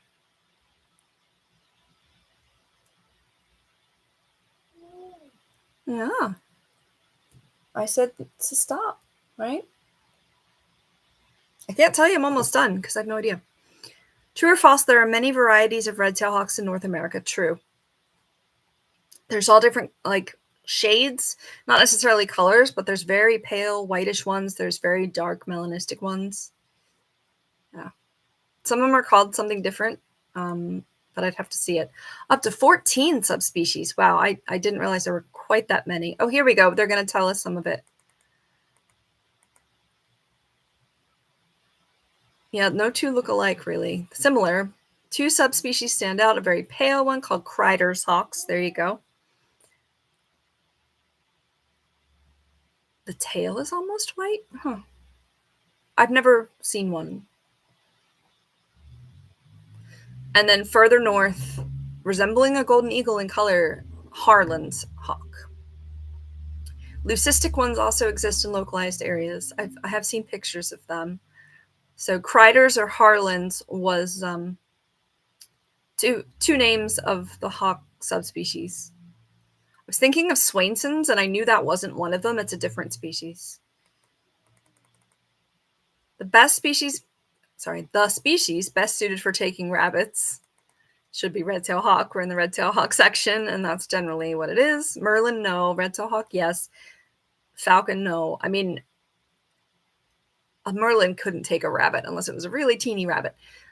It's got to be red-tailed hawk, but I mean, birds take what they're not made for all the time, but I'm going to go with B.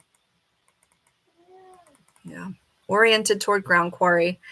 Even though Charlie hasn't caught anything yet, unless it's in her cage.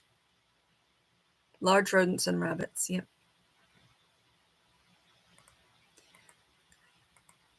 Oh my goodness. To properly exercise a red-tailed hawk, block it out, put it on a block where it will bait, no. Stoop it to the lure repeatedly, 25 to 50 times, no. Fly it multiple times on a crayons, which, I mean, yeah, I've done, but take it to the field and hunt with it is the best way. It's always the end goal. I can't always do that, but it's the best way. So D. Oh, okay. I'm going to have to kind of give the cat a little talking to again. So let me get this up where you can read it. Yeah, no stationary or backyard conditioning can compare to a regular long walk falling from tree to tree to tree or tree to fist. I have a lot of flight videos with Charlie, so you can see exactly what that looks like. Let me just give him a boost. Honey, you can't keep crying at me. Okay? Yeah. I know, you're so unhappy. Let me make sure that he doesn't need to be fed. I'll be right back. It's right here. You want to be fed? You have to, thanks. You have to.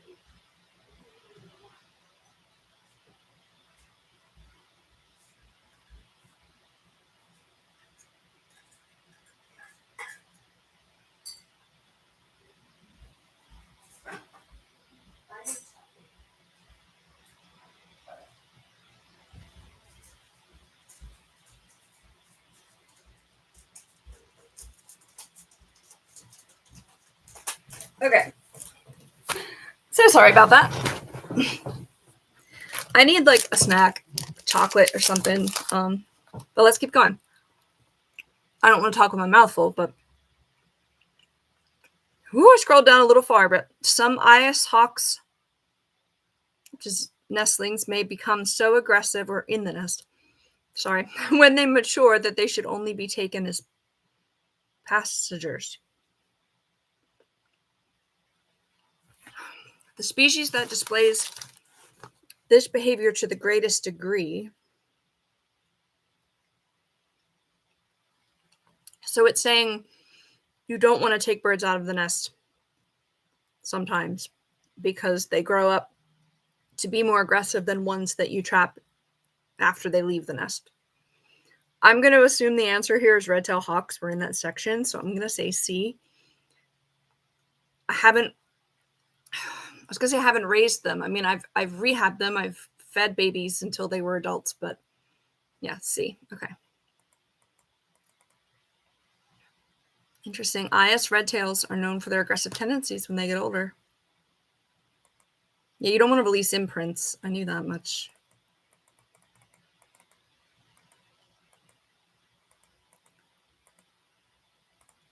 Okay.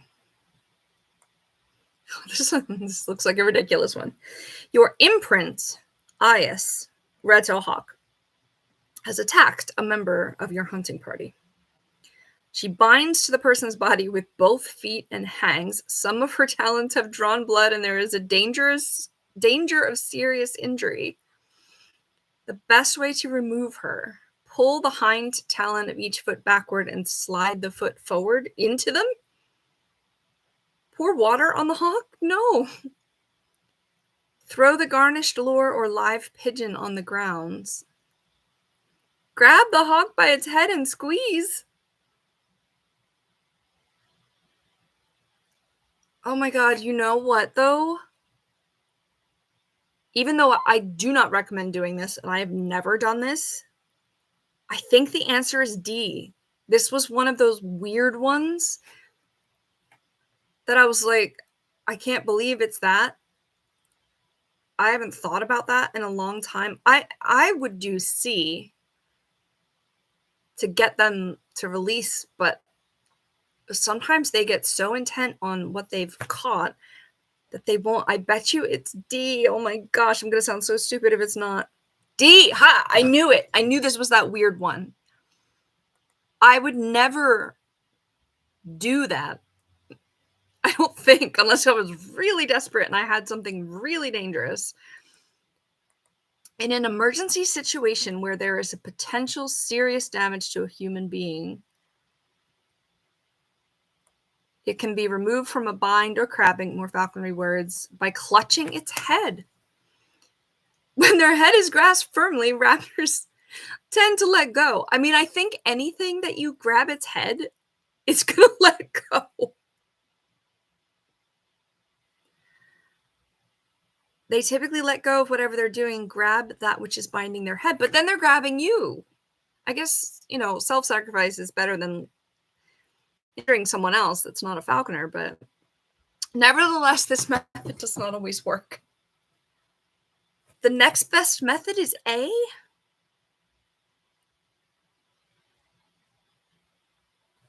Didn't this say that they'd grab them with their entire feet? Some of her talons have drawn blood, binds to the person's body with both feet. They're not just hanging with that hallux, that back toe.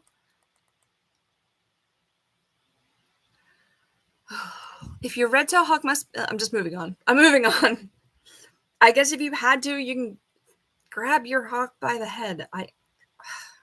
I just remember that one being so bonkers that it was what it was.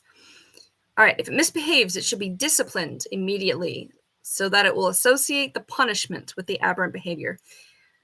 I hope this isn't a trick question, but you should not discipline your raptors. Okay? There's no punishment, and that's what makes me want to say false. There can be consequences, like you don't give them the food, but you shouldn't punish. False. Thank goodness, because I was going to have a problem with that. Yeah, they don't understand the use of pain or force. It makes their behavior worse. True or false, aggression by a red-tailed hawk may not... Shoot! I'm not looking. It scrolled up more. I'm going to go back down. I didn't see it. I promise, I didn't see it. Aggression by a red-tailed hawk may not be manifested until its second or third year. That makes sense, because there's more scared than aggressive when they're babies. Okay. Sorry, I had to look at my phone for a second. I'm going to say true. Good. Oh, here he comes again. Hi. You gonna be a good boy? Good boy. Come on. All right.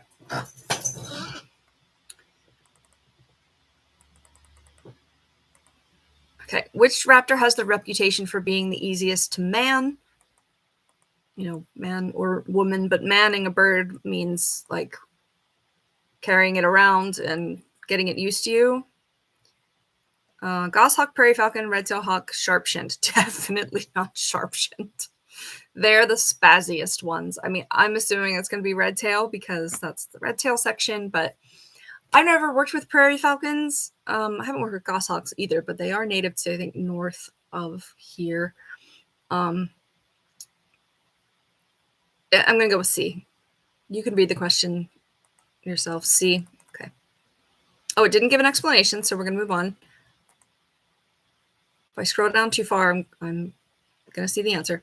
The reason to select an American kestrel over a red-tailed hawk as your first bird is they need to be fed less often. That shouldn't matter. They are less likely to carry. They're more likely to carry. They are easier to keep healthy. None of the above are true. Final answer, D. D. Yes. Okay, no explanation again. Which bird is the most tolerant of the cold?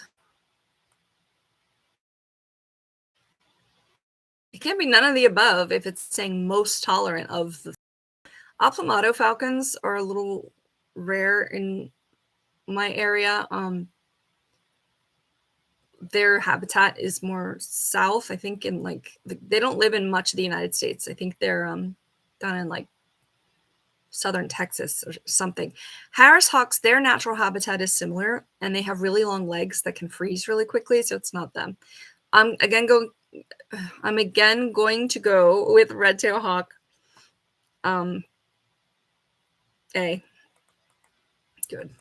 A gyrfalcon is from the north, like Arctic. So, I mean, if they were there, I would have picked that. But this is about apprentice birds. So, okay, the hunting style of a wild red tail, waiting on is something falcons do. Attack from above, perch and wait. None of the above. I mean, they attack from above. They go after ground quarry. But I think the answer is C, perch and wait. I mean, that's what Charlie does. Every time I take her out, she sits in the tree until I either call her forward or we see some kind of prey. So C. Okay, yeah. Taking an eyas and nestling red-tailed hawk from the nest is preferred over trapping a passage red-tailed hawk because it just told us they're more likely to become aggressive. So it's not A. They are easier to keep healthy, not necessarily. They are more natural hunters. I'm going to go with D, none of the above. Okay.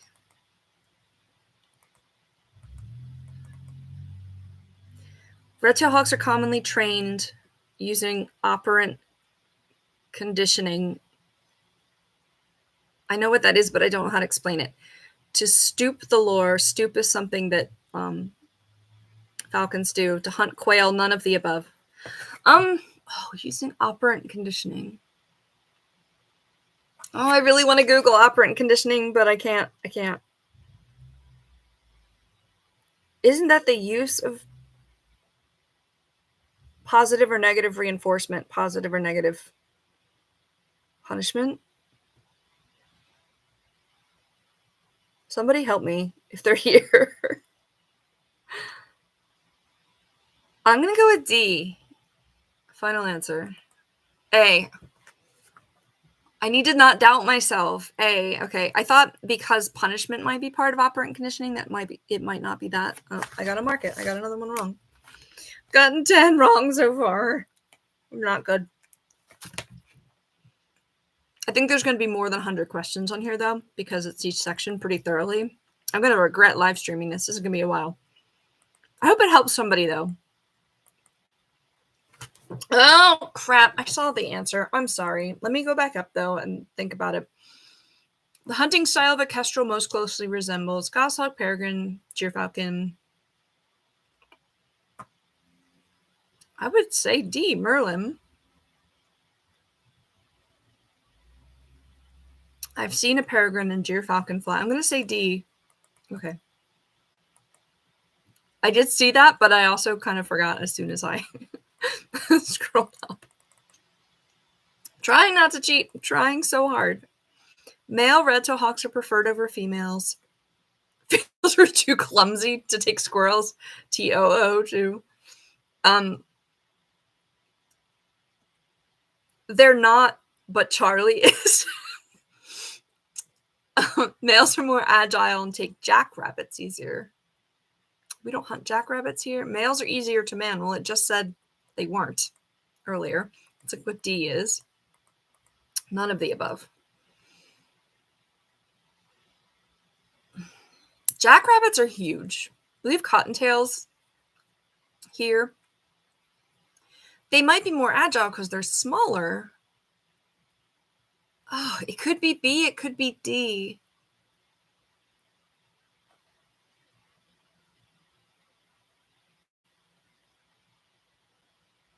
This is New York State. Why are they talking about... I'm going to go with D. D. D. Whew. All right, I guess we're over the explanations here, so I'm just going to have to scroll carefully. Your American kestrel is best suited to hunt quail, starlings, English sparrows, B and C. Aren't they good for quail too? Quail are pretty small, but I know starlings and sparrows... Oh, never mind. What I was going to say isn't true. I know starlings and sparrows, they're good to hunt, so I'm going to go with D. Good, okay. I'd like an explanation for that, actually, about quail, but they're pretty tiny, so quail might be too big. A field aid that helps identify the kestrel is hovering, bobbing of the head, pumping the tail, all of the above. They actually gave us the answer to this, so it's D. I would have gotten that one, I think. Oh, gosh. Oh. The rats are most likely to kill its prey with its powerful grip. Jack and jerkin are bizarre falconry words for male of a certain species. I think one of them is a merlin. It's got to be red-tailed hawk because they're the biggest. I'm going to go with C. I'm not going to try to explain Jack or jerkin. I'm going to have a read about it. I can't remember which is which, but red-tailed hawk is the biggest grip. But some owls and eagles are going to be stronger with their grip, but red-tails are huge. Okay, how many questions was that? Because that was question 38. So we had 41 and then 38. I'm not Googling anything. I'm just pulling up my calculator. This is way more questions than there will be on the test, which is good. All right, so 79 questions so far, but I got 10 wrong. So 88, and I need 80 to pass. So far, I'm passing. All right, what's the next section? Other falconry birds. Oh, lordy. This is going to be hard because I've worked with a red tail for the last 10 years. No, almost 10 years. I worked with falcons before that, but they were non-native species. So let's see what we can do here. Defining characteristics of true falcons include possessing. Let me eat a piece of chocolate. You can read it, right? Yep. True falcons have a toothed or notched beak.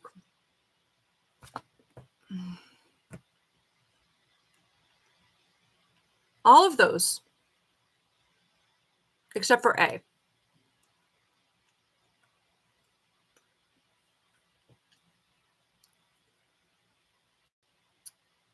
Deer falcons do take ground quarry sometimes. There may be other species as well, but they have the most maneuverability. I mean, B, I know for sure is right, so I'm going to go with B. Good, okay. All true falcons in the genus Falco. So remember, order, family, genus, species. We've actually seen all of them so far. Have a toothed or notched beak. Did I make a video on this? I don't think I did. I think I mentioned it in my coping video, which is trimming their beak.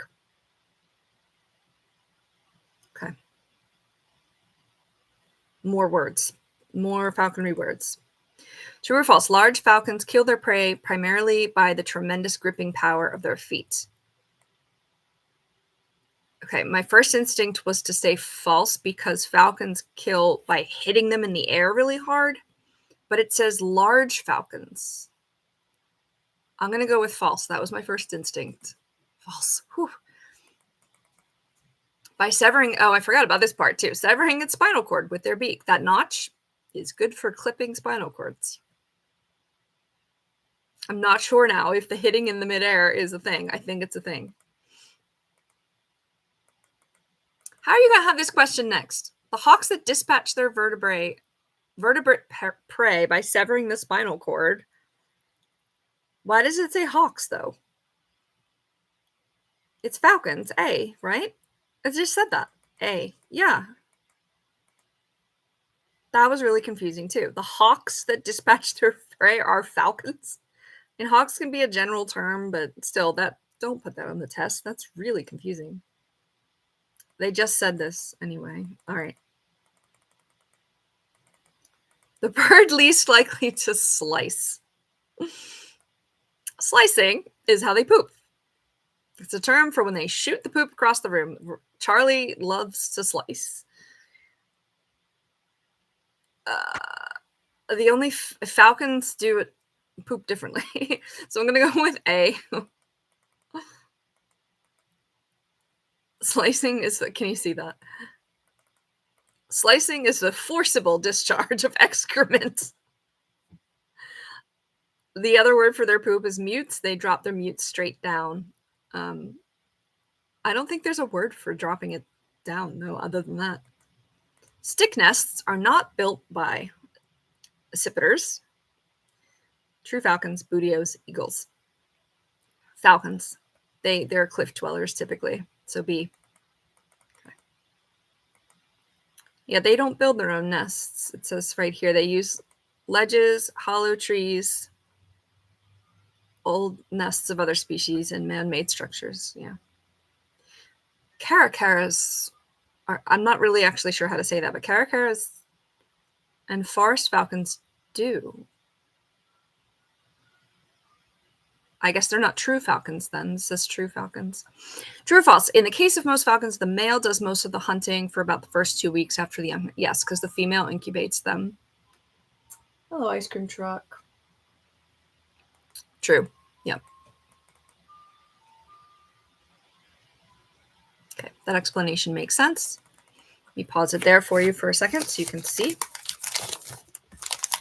I want you to be able to read it. But of course, you can pause. Okay. This is fun, but just like way longer than I thought it would be.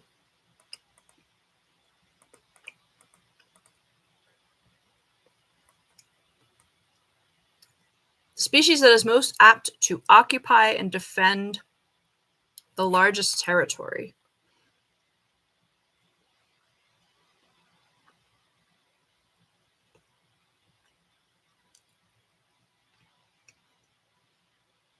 I have no idea.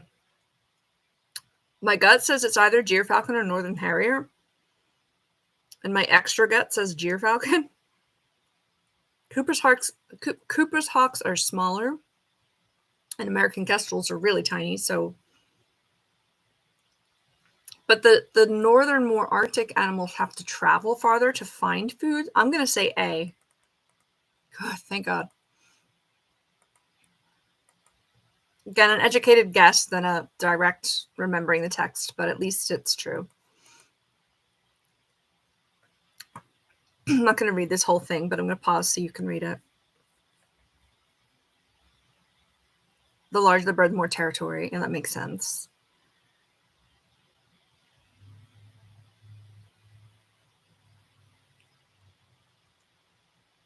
Oh, I didn't realize harriers was so much smaller. Okay. Yeah, okay, so that was a good guess. Oh, it says it here. Oh, no, it doesn't. Oh, but a jack is the merlin. What's the jerkin then? It's got to be. Oh, because it says gyr, Gyr. That's got to be a male gyrfalcon. So A. Come on, don't do this to me. Okay. Good. Okay. There is some overlap between male gyrs and the female peregrine because females are larger than males, so a large species male and a smaller species female might be even. And sometimes falcon does refer to the female if you're using another word for the male, but they're technically both peregrine falcons by identification.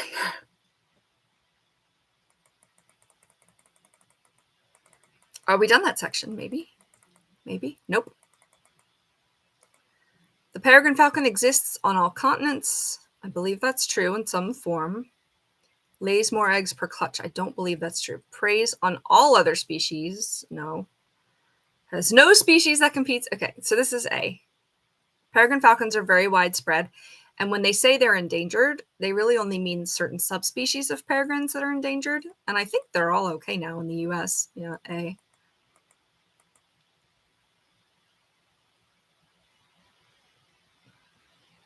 Okay. Let's see if you can see that. A Mallar stripe is likely to be found on. It's going to be a falcon. It's that eye stripe that's very famous, like ancient Egypt looking. It's basically, it's like their mustache stripe. It doesn't really look like a mustache. It's more of an eye stripe, but it's a falcon thing. Not all of them have it. A ptarmigan is a prey food that's up north. I don't know what a mullen hood is, but it's not part of a hood, and it's not on an eagle. So A. I guess we're in a peregrine falcon section right now, but I'm still going to try to talk through it. Let me see if I can get that up there for you.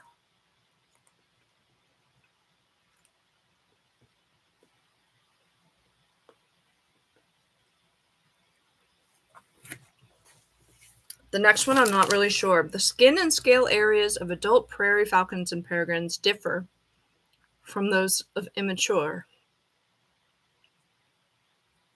This is so specific that I feel like it's probably true. I really don't want to get any more wrong, but I'm going to go with true. Okay. Let's look at this explanation here.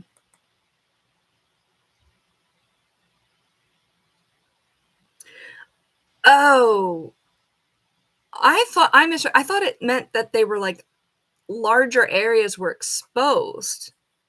They meant a different color, which I definitely knew, but I just didn't read the question. I still got the answer right, but yeah, they turned from like a blue to a yellow. I have some pictures of it from the falcons that I worked with.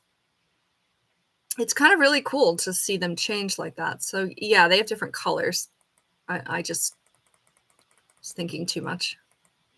True or false? Peregrine falcon has a tail relatively longer than that of a prairie falcon and gyr falcon.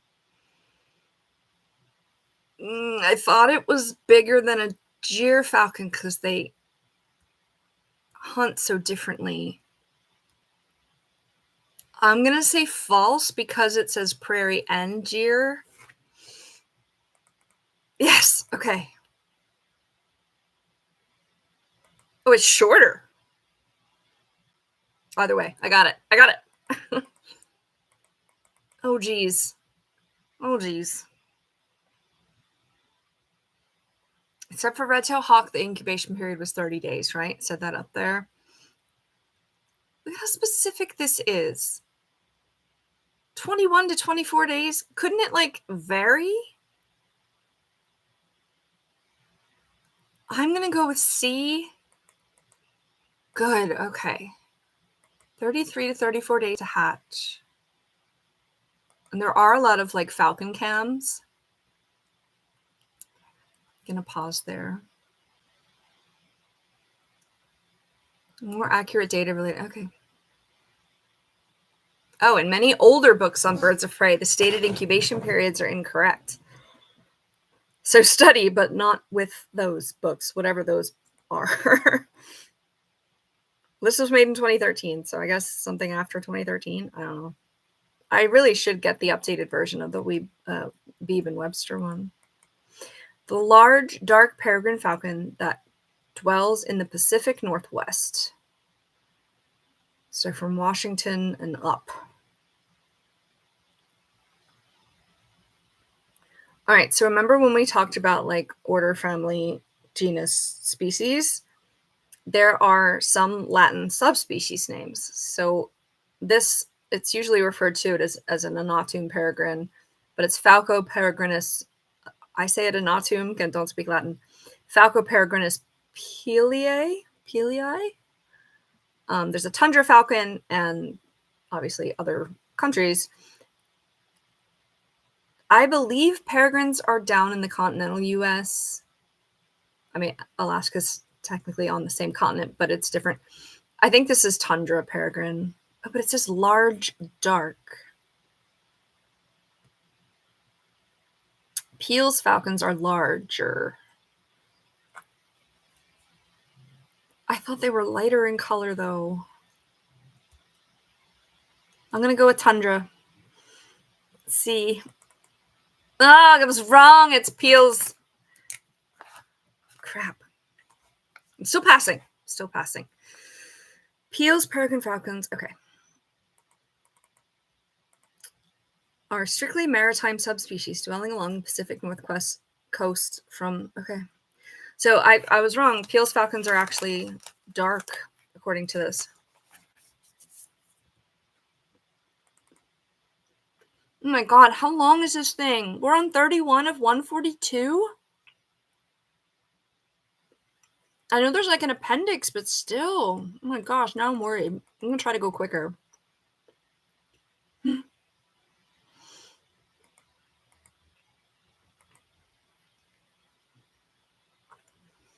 I was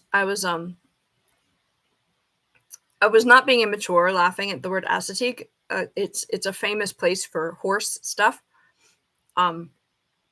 It's an island. So it's a migration point. A major concentration point on the eastern migration route of the tundra peregrine. Yeah. So it's yeah, let's see.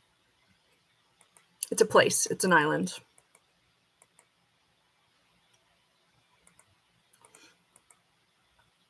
So with this explanation here, it's also for having wild ponies.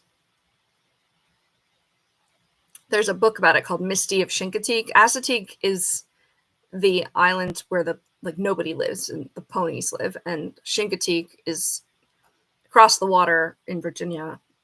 Sorry. Oh shoot, where was I? We were on 31, right? Okay. I was looking at the pages. Sometimes my mouse just spazzes out. I'm sorry. All right, we did the Assateague one.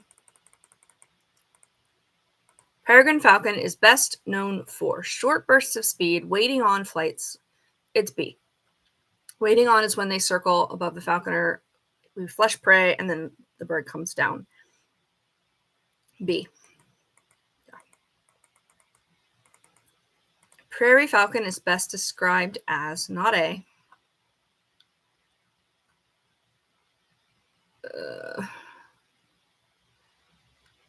I wouldn't call them delicate. They're like a middle America, I think, like Midwestern as well. So not coastal. Okay, I'm gonna.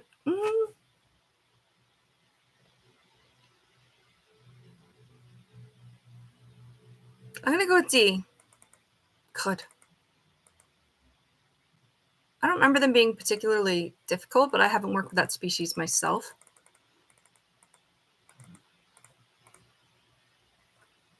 Large falcons are known to capture their prey by binding, striking intermute, which is intermute is where you keep them between seasons. Striking, I think it's D, but remember I was saying that falcons like hit their prey and then that's what brings them to the ground. I think it's B, actually. Binding is more like what the hawks do. They grab it and don't let go. I'm going to go with B, D. Again, my first instinct was right. No explanation, but that's fine. Cooper's hawks are best suited for hunting. I'm going to go with B.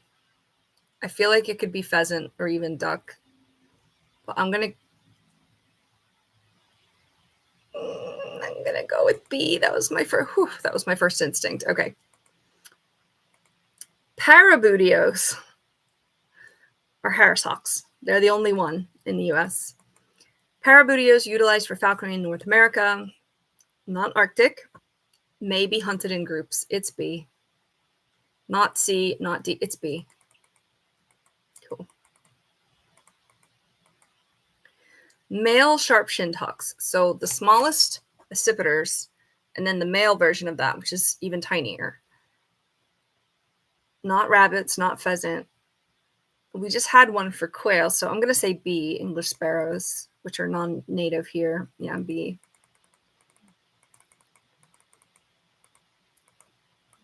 Oh my god! The bird most commonly used by falconers during the 16th century. What the hell? The 1500s is the 16th century, because we were all there, and it matters what kind of bird they used. Harrishawks, no, because they're fairly recent. But where in the world? What falconers in the 1500s? And what class of people? It's different. I'm going to go with D.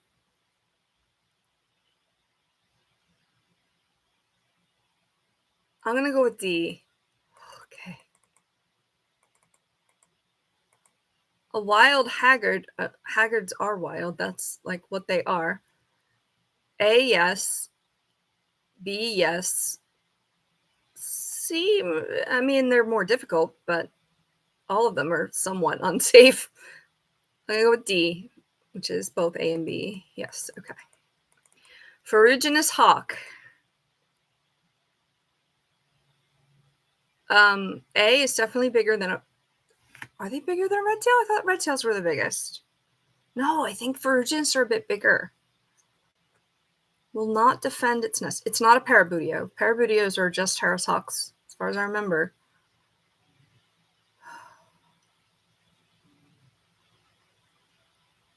It's got to be A, but is it both A and B? I have no idea about the nesting, but I'm going to go with D. Ah, it's wrong. A. My first instinct again.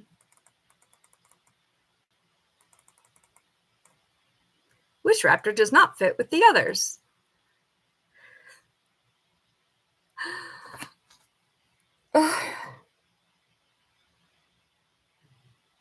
Jack is a male merlin. Jerkin is a male gyr. Tercel is just a male. What the hell is a musket?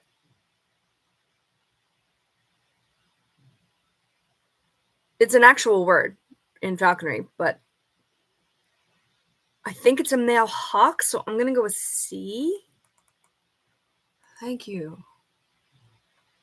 I gotta look that one up real quick, because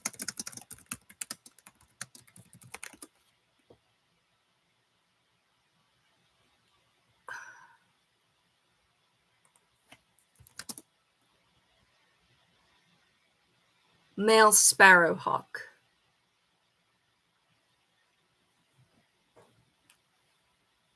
What kind of sparrowhawk? Is it a falcon? Or is it a hawk? We don't know, because this is confusing. But I got it right, so let's move on. I'm glad I shouldn't have looked it up, because it comes up again. But anyway, now we know what that is. Which raptor is least likely to build its own nest? I mean, falcons. C, Jack, because that's a male falcon. Yeah. Which raptor is least likely to nest on a cliff? Are you kidding me?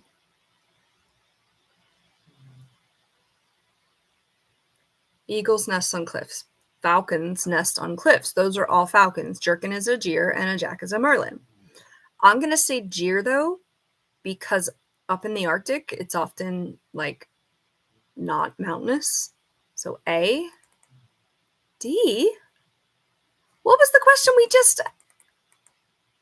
Least likely to build its own nest. They don't build their nest, and they also don't build on cliffs? I got one wrong. Let me mark that before I forget. What do they do then? Any explanation? No. I don't know that one, guys. I don't understand that. Least likely. Did I read it right?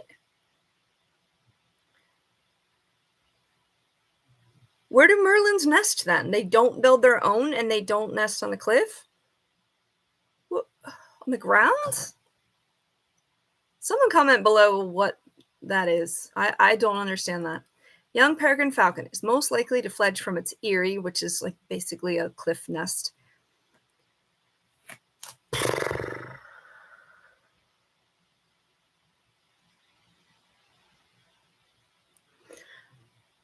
All right. There was one similar, and there was one about incubation of falcons, right?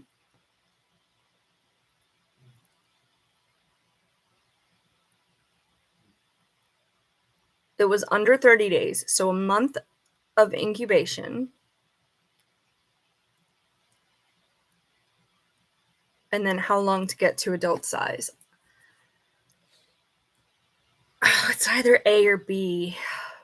I'm going to go with A. Thank you. When I was studying this, it was fresh in my brain right before I went to take the test. But I'm glad I can still get most of them. A goshawk nest is most likely to be encountered.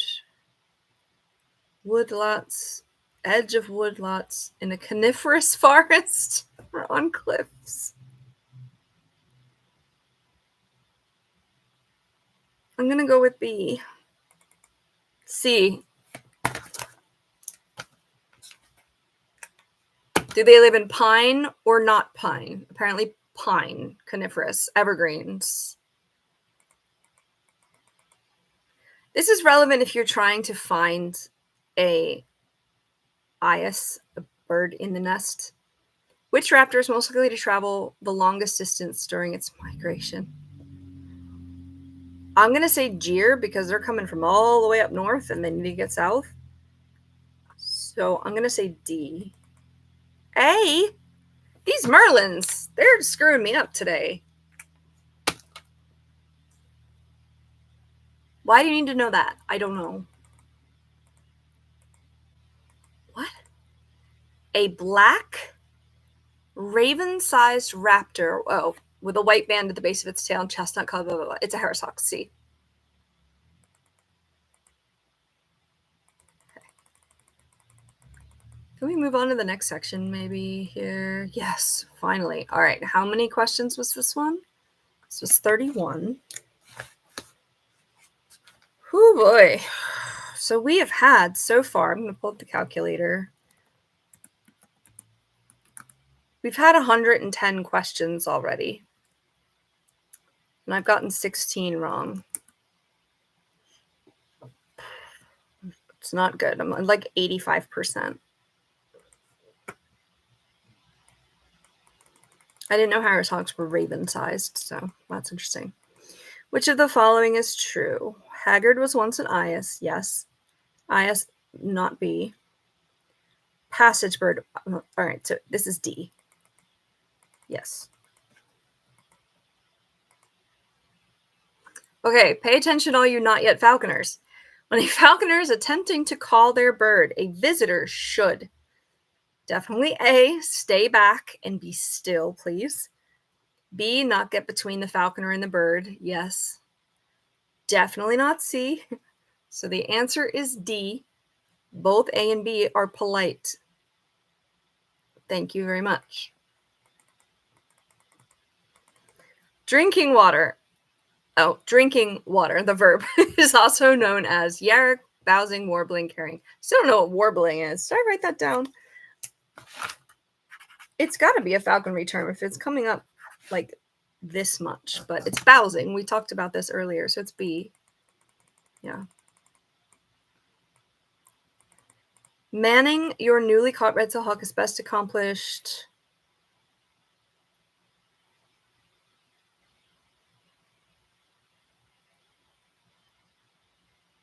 C.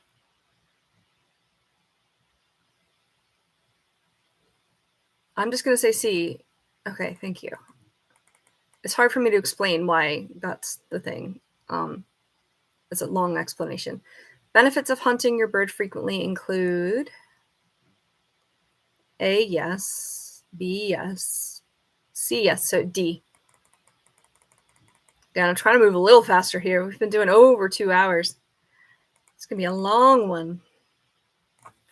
I'm just writing down that it's section 4, and then I think there's 6 sections. I'm really going to try to speed it up a little bit. Once your red-tailed hawk tires of baiting off the fist and sits quietly, your next goal should be 2.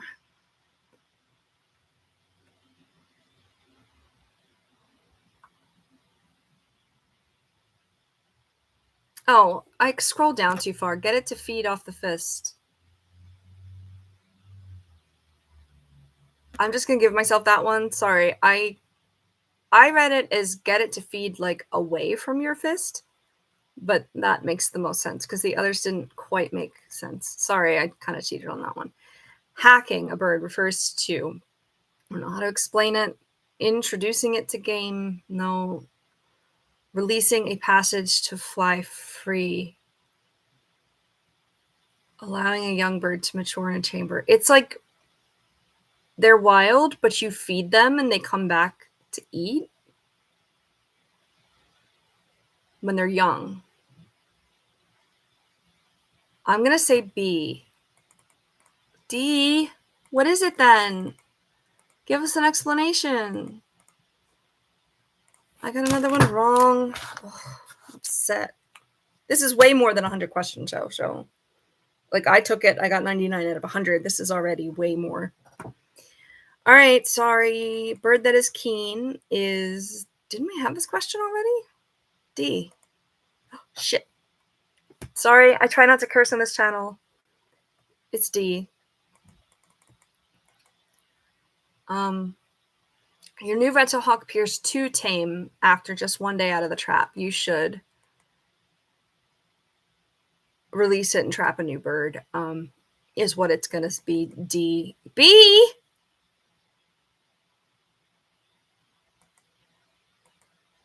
I'm upset. I'm upset. Call your sponsor and follow their instructions. I mean, if they're sick or something, you should probably take them to a veterinarian, even though they're wild, like to not reintroduce sickness. But I thought any that responded weirdly to trapping, it was good to release. But it makes sense the other way as well. Use of a lure, I really should know these questions. I'm getting upset. Use of a lure may be desired when A, yes, B, yes, C, yes. So it's D. Okay, confident on that one at least.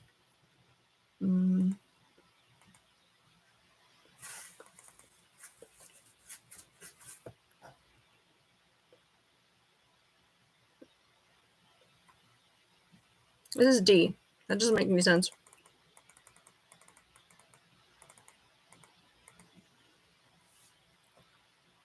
Your red-tailed hawk is well manned on flying to the fist on a crayons. There's a lot of falconry words there. When do you feel comfortable flying it free?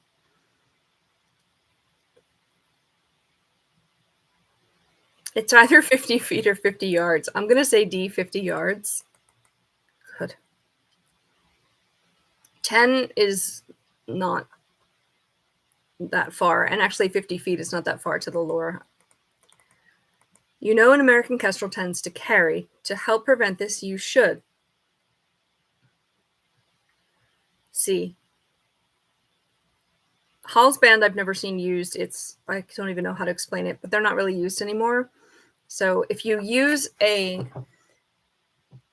rope, you're always going to have a rope attached to your lure. If you weight the end of that, when they grab the prey, they're not going to be able to run off with it. They're going to have to take it to the ground, but it's not going to be grabbing the prey that's too heavy and they drop. It's going to be gently bringing them to the ground. So let's see. I should check my answer before I tell you things. Training a peregrine falcon to take a pitch may be accomplished by A and B. So the answer is D. Okay, this is important. Flying your hawk in April, which is a spring month in the US, may be risky because... Oh, Lord, what does warble mean? What does warble mean? I can't cheat. I can't look it up for the benefit of the question. Electrocuted makes no sense.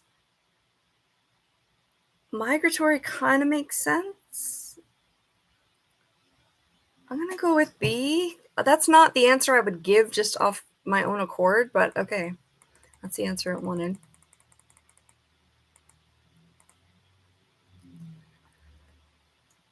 Okay. This has happened to me. The first time you fly red-tailed hawk free, he refuses to come down from a tree. You are forced to leave him out for the night. Your next step should be to arrive before dawn the next morning and try to recover him. Yes. Set up a bow net. No. Call your sponsor and ask for advice. Definitely C. So A and C, which is D. Sorry. That's not how I got Charlie back. There's a whole video about Charlie being lost for a month and how I got her back. But I was definitely up before dawn the next morning to look for her because they stay still overnight. So they shouldn't move much overnight. So you get up before it's light and then try to catch them moving or get them to move.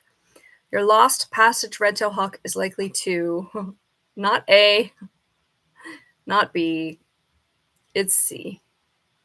C.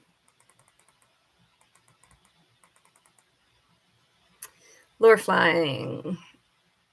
Ancient practice that has no place. No, we heavily rely on lure flying. B is true. C is true. Right?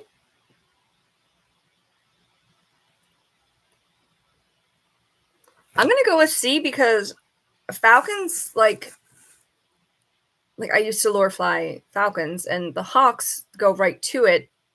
Whereas falcons, if you take it from them right at the last minute, they have to go up and make another pass.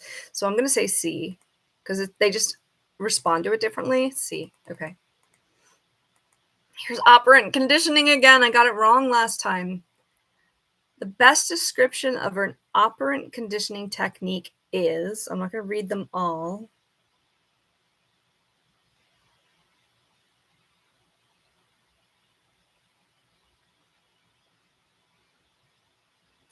Thing that gets me about B is a varying reward.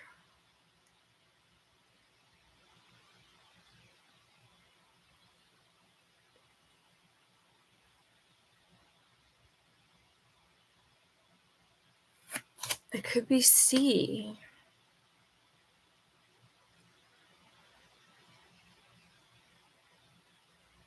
Not as punishment, but like... B.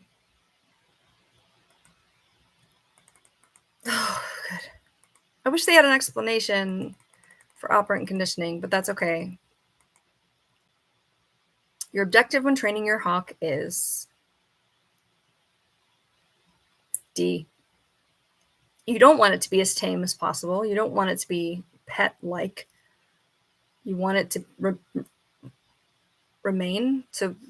retain some wild traits. You're not its owner and master. That's not possible to train its B. Show it affection that it will like you. No, they're always going to eat you. So it's D. A!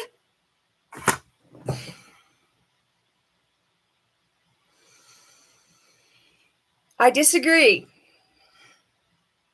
It's bad wording. You want to get it as used to you. You want to desensitize it. But I don't like the word tame. It still counts as a wrong answer, but I don't like using that word tame. Tame means like domesticated, petable. It's not. It's not. You decide to keep her through the molt. Your goal should be... Oh, what did enseam mean? Hold on. What did it mean? Did that mean giving them that wrangle word or something? Enseam.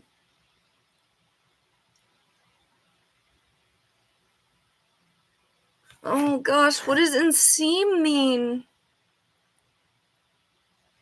If I had it in front of me, like, as paper, I could look back and find that.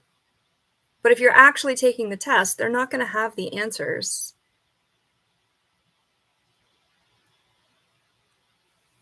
It's definitely not A. You don't wanna feed her as much. You don't wanna gorge them every day, regularly, but not gorge them. I think it's C. Oh, here's this question again. Which type of raptor starts molting with its outermost primary first and then proceeds in sequence to the innermost? It's not Bootios because I think it was falcons, right? A? D? What is it? I've gotten 20 wrong. I'm not happy about this at all. I'm starting to get impatient with it. I really wanted to do this whole test, but my goodness, it's going to be long.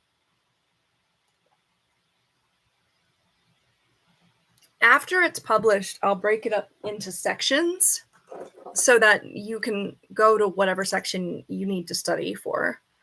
My lips are dry because I'm talking so much. All right, this is a gloss. I realize it's like way darker and I probably look weird now, but that's okay.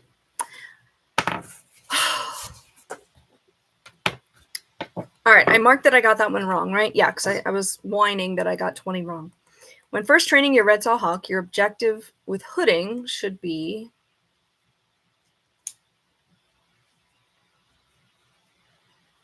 A. Give it a good try. Why would it be the other things? Acceptable quarry for a new hawk may include squirrel, rabbit, quail. Well, what kind of hawk? It's got to be D because it says may include, and it depends on your hawk. D, yeah, okay. When looking for a duck flight for your new bird, you would ideally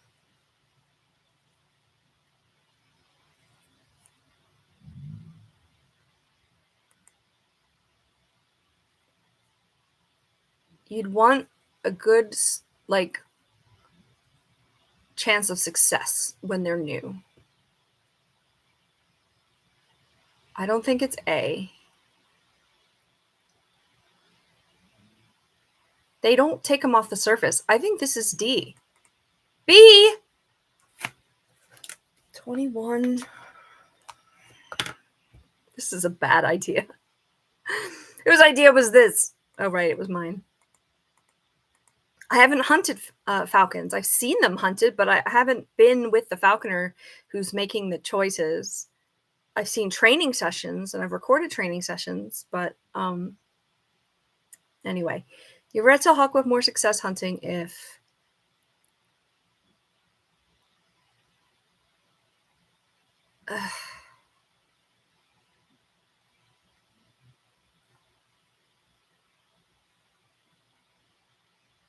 it's A, but it could be B.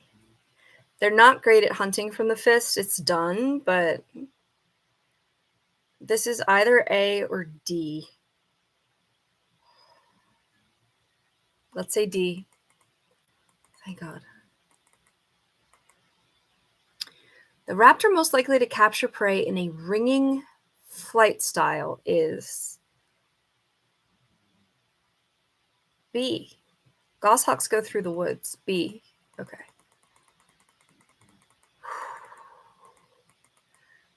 Use of a live lure. This is what it sounds like. You might have to use a live animal to lure your bird back. Not A, not B. D. It's D. Yeah. We don't like to do that, but if we have to get a bird down, especially if they're in an unsafe situation, you may have to have live prey. I mean, some people will carry it with them. They have a special bag for like a live pigeon.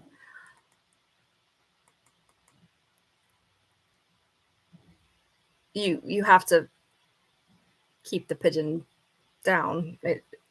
I'm not going to say any more about that. I haven't had to do that yet. Benefit of using a lure with any bird.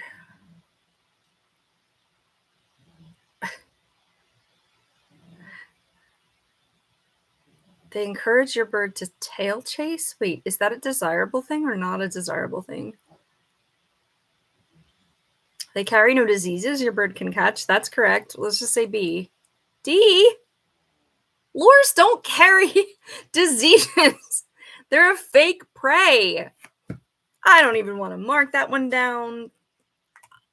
I knew this test was crazy pants. I've been saying that every time I talk about it. But, like, come on. Have, like, accurate information.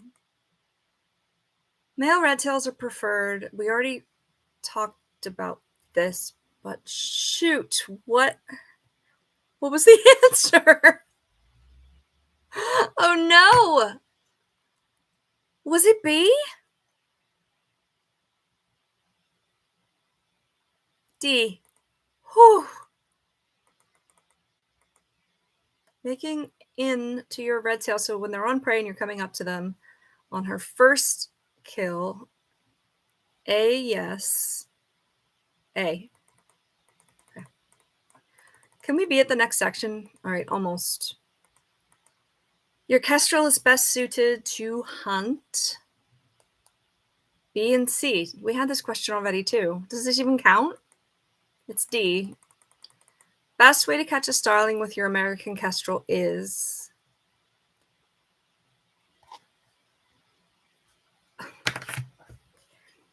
I don't know what a ringing flight is. I think they mean like this, but from a high waiting on pitch, they don't wait on.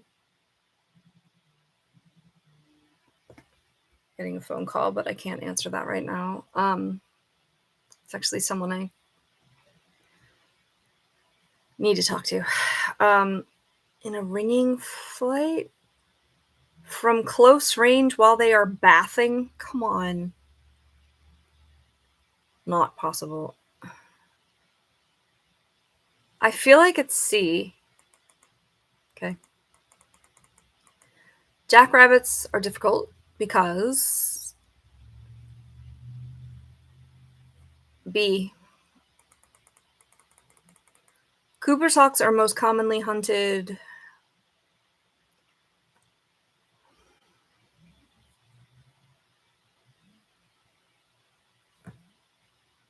I don't know if they're hunted from the fist. I think A. I see them perched up on power poles a lot. C. I've never even seen a Cooper's hawk hunted. They're pretty spazzy, so they don't really like people around. They're not great for hunting with other people around. So unless I get one, which is, not great until I know a lot about them, I might not ever see one. Same with sharp-shinned hawks. They're even more spazzy. I wish I knew how much time was still here. We're almost done 4, and I think there were 6 sections. I don't want to go up to the top and look because I don't want to lose my spot, and I don't know how to use this program enough to like make sure that doesn't happen. I'm sure there's a bookmark. It says go to. I'm gonna go as long as I can, y'all. I didn't think it was gonna be this long. Hunting upland game with a goshawk is aided by...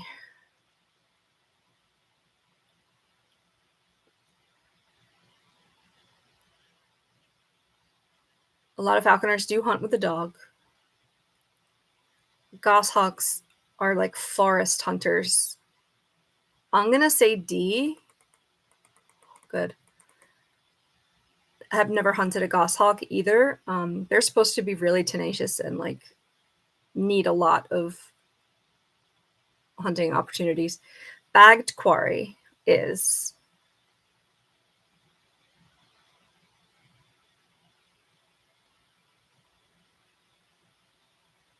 B. D. Every time I get one wrong, it hurts inside. It hurts inside. I'm getting tired now, though. My brain is not working as well. It doesn't matter. Entering your new bird is best described as... B. B. I'll slip again. D. I remember that one. Yeah. D. Rake away. Throw up. Gross. Cast. A. B? What the heck? Throw up. It's not the gross thing, I guess. I was just kind of kidding, but I don't know what that means. They would strike it, rake away, and then come back to it, like as it hits the ground. I've seen them do it. God. Female American kestrels are preferred over males because they...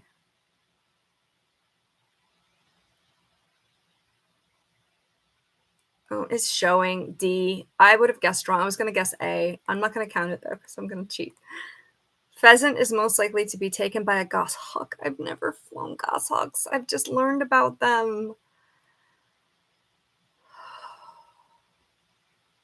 It's not D.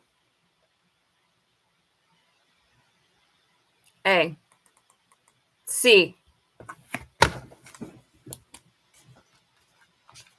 This is not good. I'm getting more wrong as I go, and maybe I should stop and like do part 2. I just really didn't want to do that, and I'm pretty stubborn. Let me see how I feel. I'm obviously getting tired, but let's see. Is this a new section? No, it's not even. It should be soon, though. When walking with a falconer carrying an unhooded hawk, a person should always walk. Okay, so this might be backwards, but if you're right-handed, you carry your bird in your left hand. You don't want somebody walking to your left right behind your bird. Okay, person should always walk. In front, no. Behind, depends how far. Okay, to the right of a right-handed falconer, correct, because you're holding your bird over here. That would be to the right. I don't know if you're going to see it that way or not. To the right of a left-handed falconer, no, because then you'd be behind the bird. So it's C. You don't want to be right behind either, so it's C. C. Okay, here's the explanation. I can't go up any higher right now. I think you can see it, though, on your screen.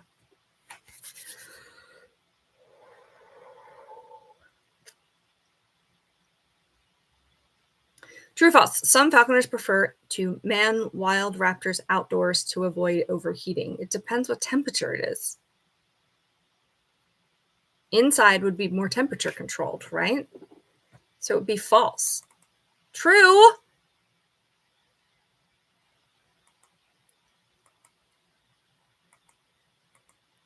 This contradicts itself. It is always easier to man a freshly captured hawk inside before exposing it to the noise and distractions. The initial manning of raptors, manning, no offense to anybody, that's just what it's called, to be spending time with it, should generally take place outside.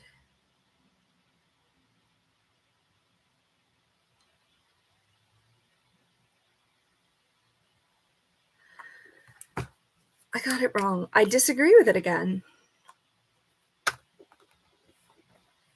I remember being frustrated with some of the questions when I first took this, but I also realized that I just had to memorize it. True or false? A hungry raptor can be trained more quickly than one that is not hungry. True. That is kind of the whole method of training here. I'll let you read that real quick. I think we're on to the next section. 45 questions, probably. Yeah, you really have to track their weight. Don't just make it starving. Oh my gosh, we're still going. Falconers prefer their birds to be sharp set. Yes, true. We talked about that previously. Raptors are most effectively trained. Not A. Yes, B. Not C. Not D. So it's B. I'm going to pause so you can read it. Actually, you can always pause it. because the next question's right at the bottom. True or false, hawks should not be made too tame, but should be encouraged to retain their wild nature. Okay, this is what I thought was true, but a previous question said it was false, so I'm going to say false. Okay, good, because I was going to have a fit if they contradicted themselves. Obviously, when you're taking the test, it is not going to take as long as I'm taking right now because I'm discussing every question. You want them, like, you don't want them. I'm just going to stop. Passage is B.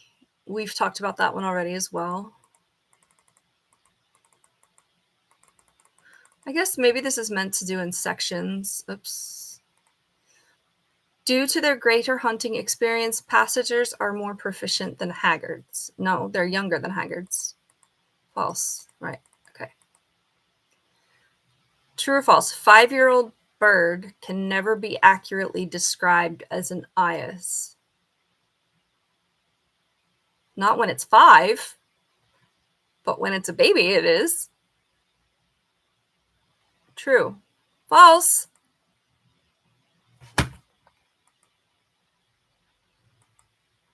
I have never heard of I gotta mark it wrong. I have never heard of an adult bird being called an eyas. We usually just, that's what a nestling bird is. This is in practice, okay? And in my experience, which is clearly, needs some additional experience. I don't know what I just said. I still need to learn stuff. That's just, you're always going to do that. But I haven't worked with certain birds, so I don't know as much. And I haven't just looked at the material to memorize it. All right, hacking, we talked about this before too, is a process whereby, not A, it's B. It's B. Okay. I think that's a better explanation of hacking than the previous question we had. Please be the end of this section. Oh my God, it's not. This is an everlasting section. The chief advantage of tame hack is A, B, and C. So D. Let me make sure before. I was just about to pull out the marker. I don't know why. Okay. There's a lot of information here. I will scroll it up and pause it. But let me take this question first. It is advisable to take an eyas red-tail hawk for falconry. Didn't they say no to that? It's false. Okay, I'm going to pause it here so you can look at the explanation. I want to look at it just a little bit. You know what? That's enough.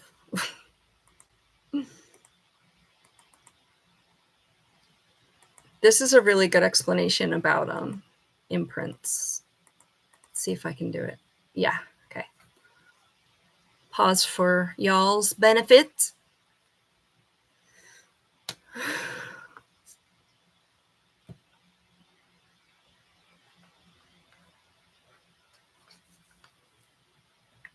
Okay, I'm going to read that better later. I'm going to go through this test again and just make sure I'm straight on this information. I just scrolled it up too far. Let me see if I would have got it. True or false? A good rule for avoiding screaming is to take the hawk to the food, not the food to the hawk. This is true. Charlie screams all the time, but she's not an imprint. Imprints are usually the ones that have issues with screaming, which is just that when they see you, they start making a lot of noise. I kind of do both with her. It's probably my fault.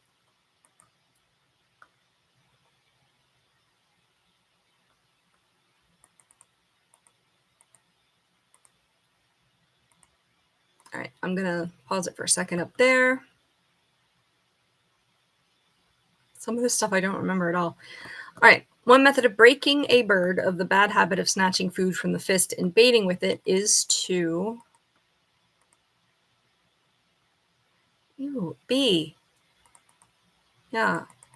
Don't give your bird Tabasco sauce. My goodness.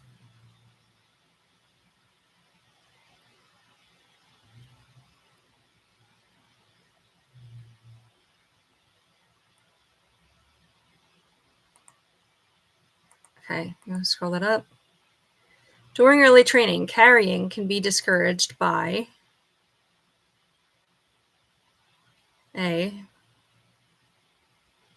Okay.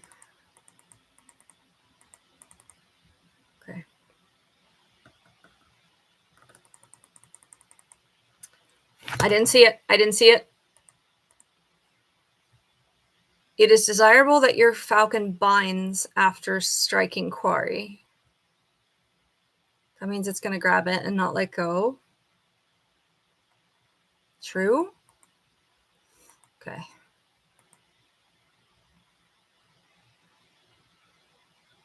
It can still like carry it down, not carry it off, but carry it down.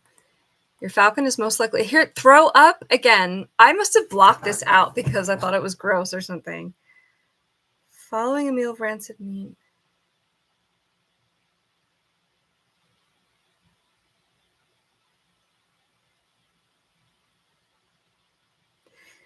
The way it explained it before, it should be B.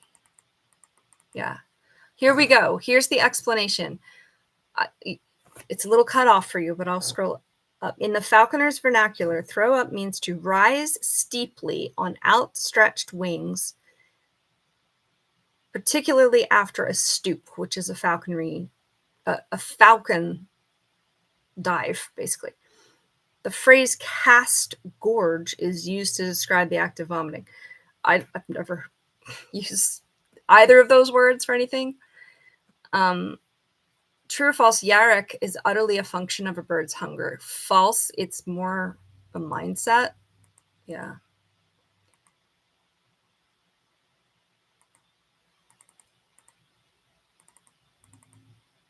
Okay. East Indian word that describes a savage state unique to certain birds of prey, which has no synonym in the English language.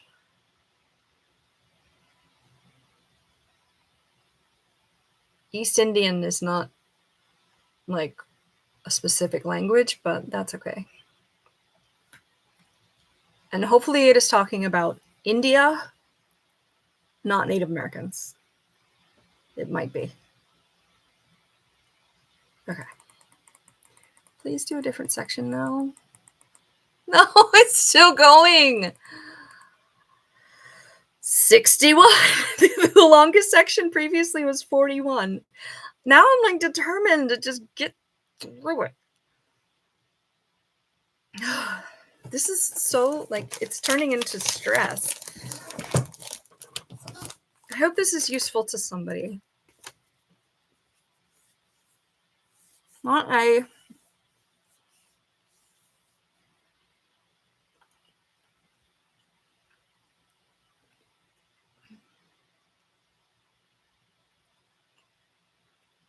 I'm gonna say C. B. I haven't got one wrong in a while though. I thought, yeah, that makes sense. I kind of misread that. That was dumb of me. I should have said B. No, I didn't see it. I didn't see it. I'm putting my hand over it. True or false? It is desirable that your bird crab. False. We actually talked about that before. The word strike used by a falconer means two, both A and B. So the letter C says that.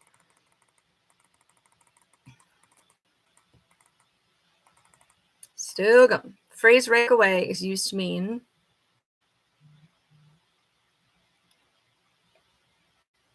it's A, right? A. Thought it might be D for a second. Good reason to stop flying your bird before the start of spring is yes, A, yes, B. Influx of many migrating passerines. Oh, right, you're not allowed to hunt passerines, so it's D.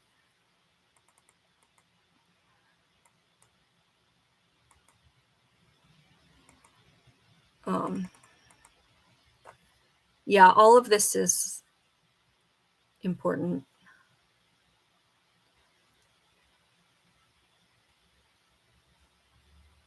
Okay, yeah, so you got to see that. That's fine. Still going. Section 4. Best reason not to fly your birds during the molt is yes to A. Yes to B, if you're in an area where the leaves fall off the trees. Yes to C, so it's D.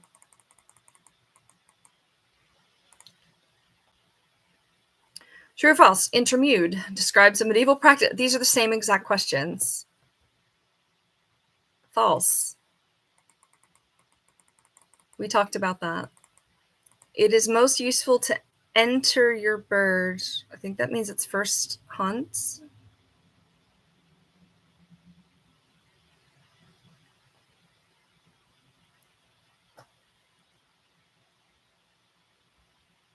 Would A be advantageous? This is a hunting question. I think it's A, because there's no other. B. When it is unfamiliar with the particular quarry, don't you want to specialize on that quarry? Oh, the definition is that it's not interacted with that before. All right, so I was wrong about the meaning of that. I'm going to get like 40 wrong. This is insane. I had no idea it was this long. I thought it was 100 questions at max. Because it's just a test, a practice. I got to read this. Practice of introducing it to a quarry it has not interacted with before. Usually the falconer attempts to create a situation that maximizes it for success and lets it feed on it. But you train them to that quarry. I use a rabbit lure with Charlie. We use bird lures with falcons. This doesn't... The scream... I'm not looking at it. The scream of an IS hawk frightens game from the field and forest. False.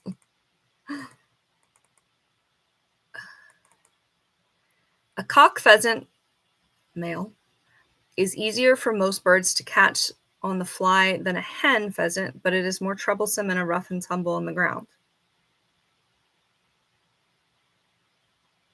I'm going to go with false. Of course, it's true.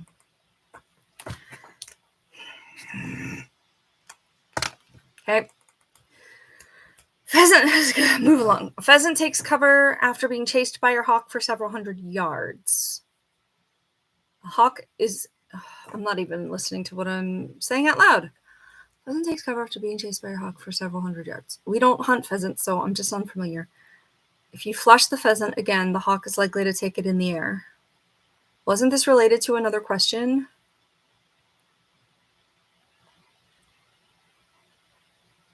I'm going to say false. That's true. Damn it. It still says 57 pages out of 142. Oh my God. I may skip the last one on the rules and regulations, but we'll look at it because it may be similar to what I have.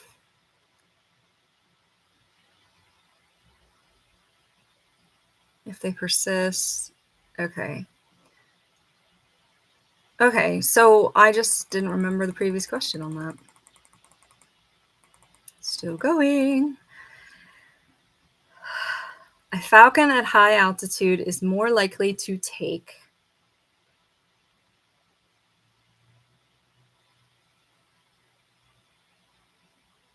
A. I'll just pause this after I answer this question so you can read it. It's too much for me to read out loud. True or false? A pursued duck is as loath to fly into trees or brush as a falcon. They usually return to the water.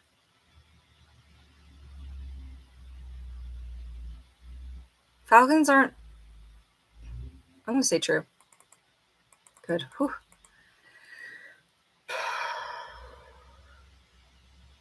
Okay.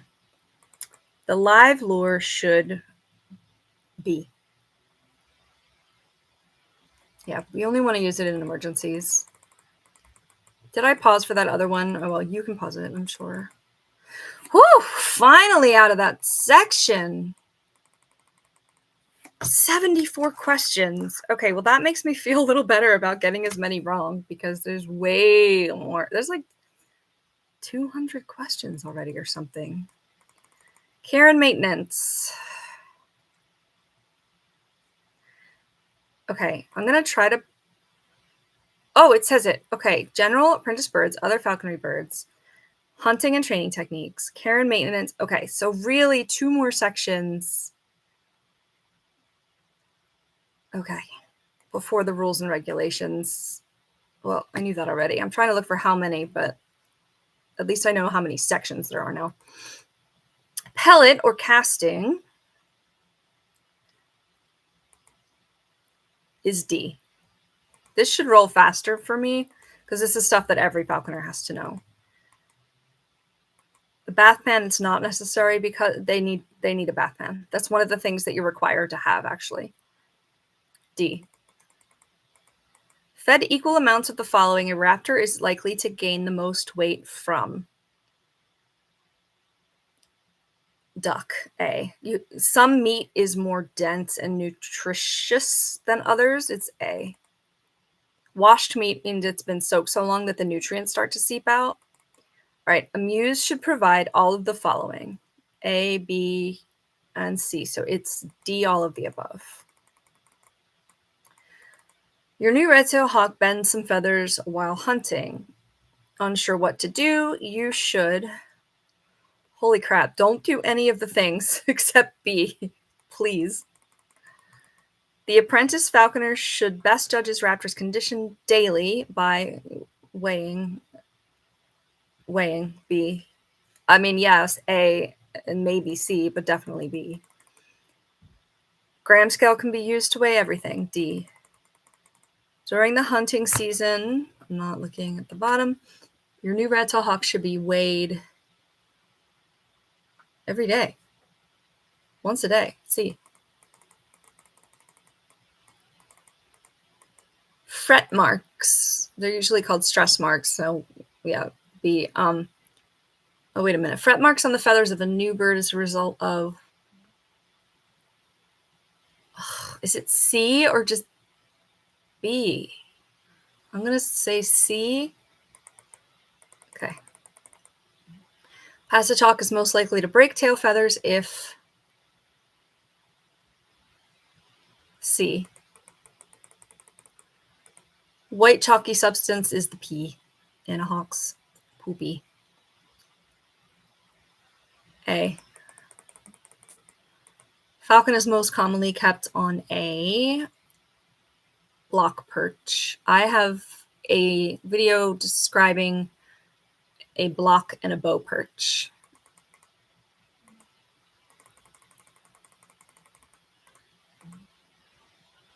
Tiring is the word that I was using instead of wrangle or whatever that was. Pigeon wing makes good tiring. They can be used to definitely A. I think it's D though. Yeah. Bird's flight weight.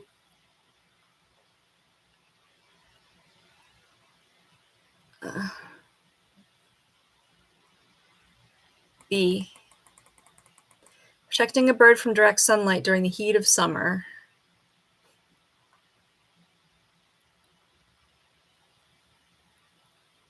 C. A bird... Oh, okay, didn't look. I can just kind of see around it. Bird that feeks after eating. We've talked about feeking. Generally content and healthy. Cleaning its beak. Yes. B. Actually, it's D because they're generally content and healthy. Yeah. Imping your new passage red-tailed hawk. We haven't talked about imping yet, but it's D, all of the above. It's basically gluing the broken feather back to the base of the feather.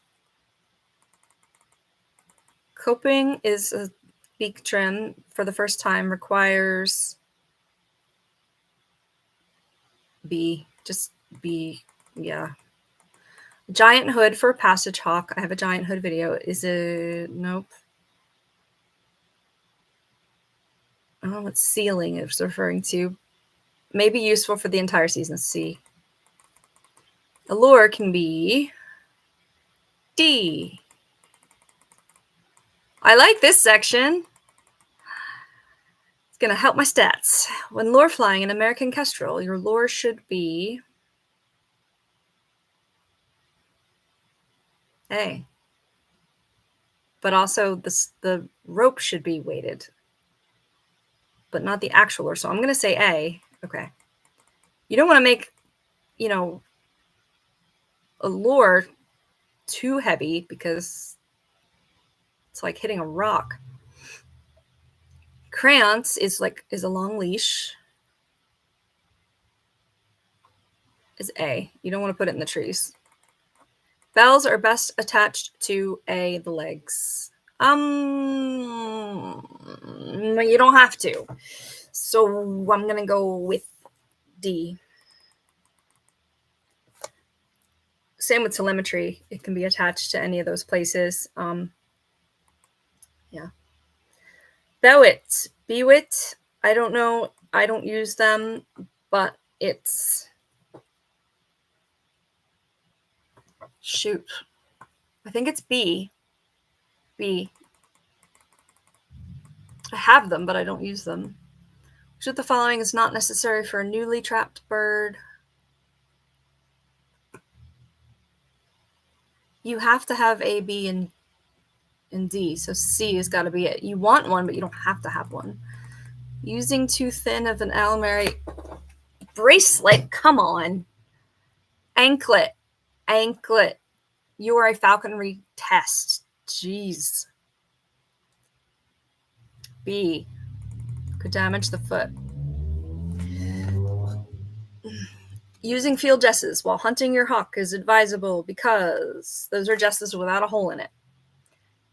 A, yes.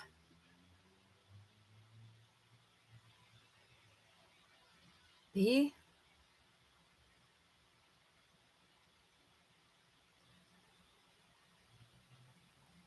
I'm going to go with D here. Okay.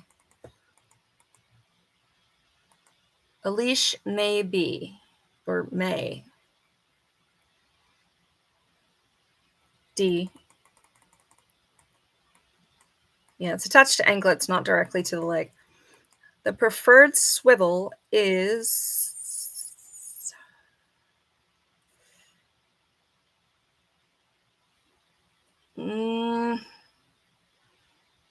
trying to keep the different clip types. I think it's A. C, strong ball bearing type. All right, that's fair. I couldn't remember exactly what they meant by that. Okay.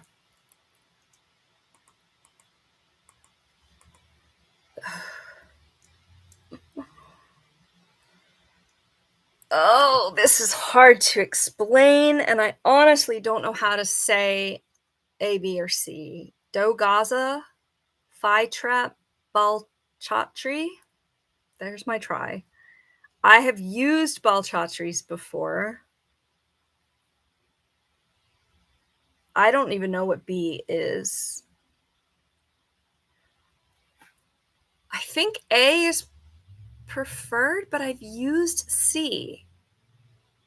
Is Dogaza the one that goes over like that? I think I'm gonna say A here. It's C. Damn it. I always say the right answer and then I pick the other one. It's okay. It's okay. I just got a lot right here.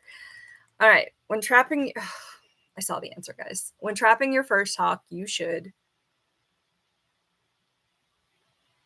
Yeah, B and C. I would have gotten that one right. Okay. This is another confusing thing, the difference between the hoods. Dutch hoods, Anglo hoods, Arab hoods.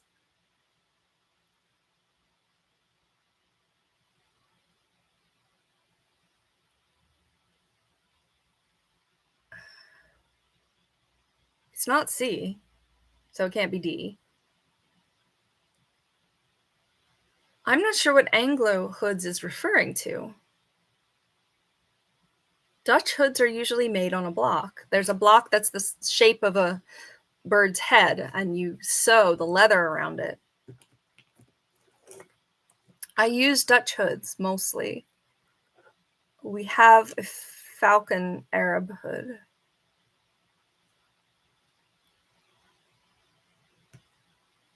Dutch hoods are blocked, so I'm going to go with B, even though I don't know what an Anglo hood is. But I believe Dutch hoods need to be made with a block. Oh, that's right. Okay. Is there an explanation? No.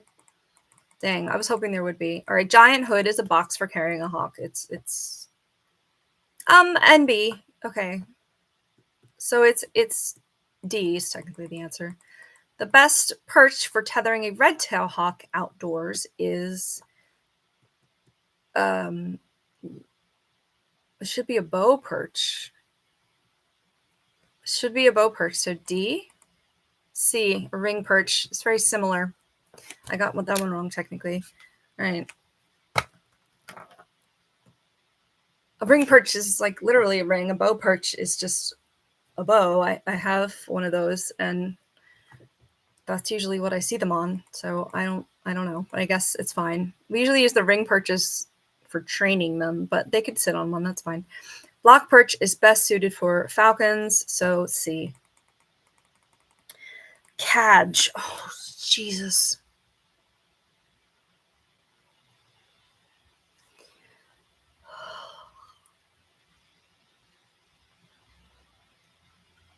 I think I know what it is. I think it's D. I think it's D. That's a vocab word from my depths of my brain. Okay, I think it's like a perch that you can carry and have your hawk on the perch. I've never used that word or used that device, but I vaguely remembered it. Radio telemetry allows the falconer to C, obviously. Braces. They're for a hood. I still forget what NC means. It's B. I'm learning a lot from this, and I mean, that is why I did it, because I learned how to pass the test the most from studying this and the answers and seeing what, it could actually be like. I just don't remember it being this long. Bells are best used A and B, so it's D.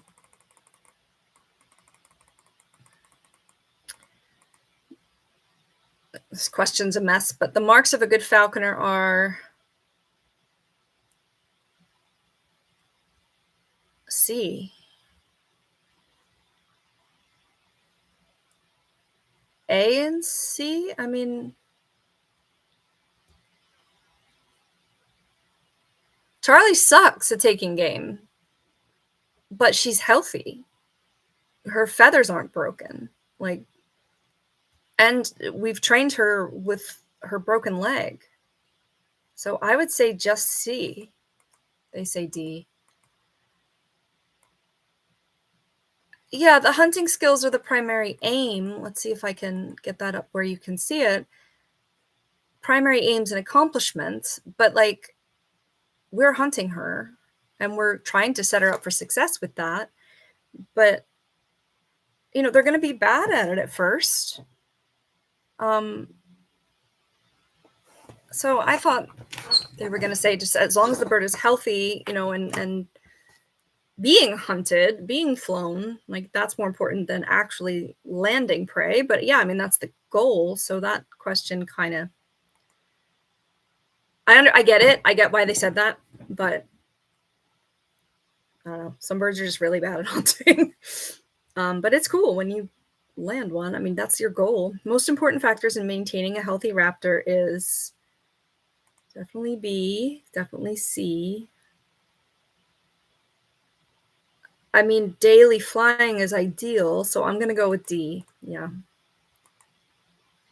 Daily flying is an especially important variable.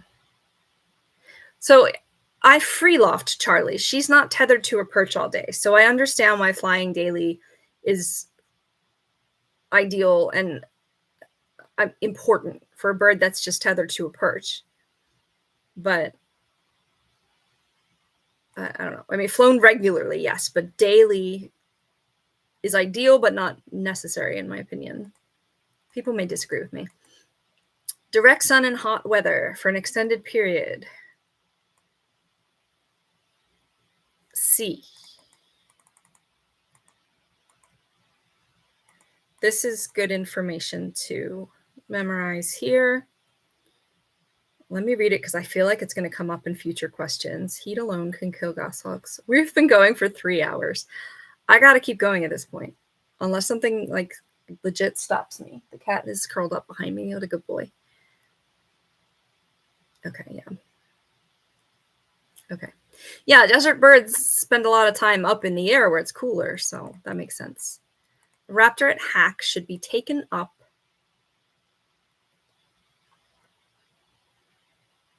Didn't they say C earlier? I think it's A, though. I think it's A. Yeah. I've never hacked a bird, but I'm not a breeder. It's a way to get I don't know if they're captive bred.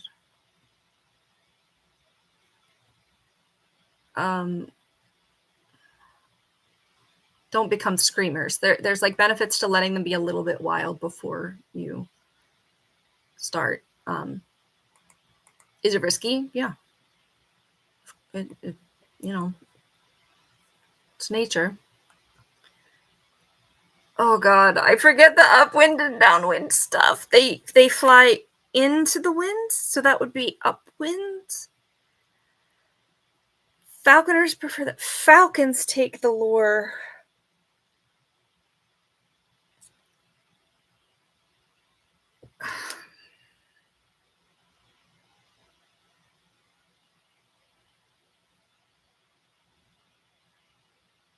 When we use the lures to keep them flying, they're usually taking it low because we're pulling it back from them. But falcons go up in that high stoop. I'm going to say B, but I'm probably wrong. A.